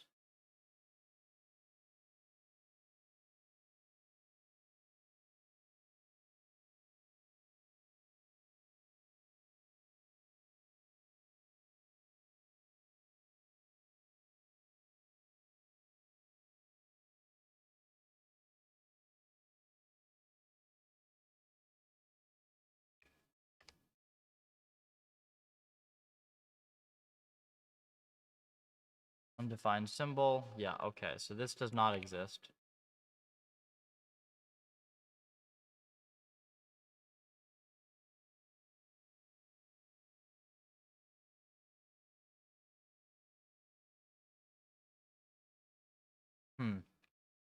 Good, though. Well, I gotta get to my meeting anyways. So, we will continue this either later tonight or tomorrow. I've been trying to pace myself lately because this stuff has just been getting me really burnt out. So maybe tomorrow, we will see. Anyways, thank you for tuning in, folks. My work is all free and open source. At least all the code bases are. If you're interested, Puffer.ai for all the things. I'll fix this star macro thing tomorrow, but star the Puffer. Feed the Puffer a star. He likes stars. Helps out a lot. Discord if you want to get involved with dev, and other than that, you can follow me on X. Educational content's on the articles tab. More things there as well. Thank you.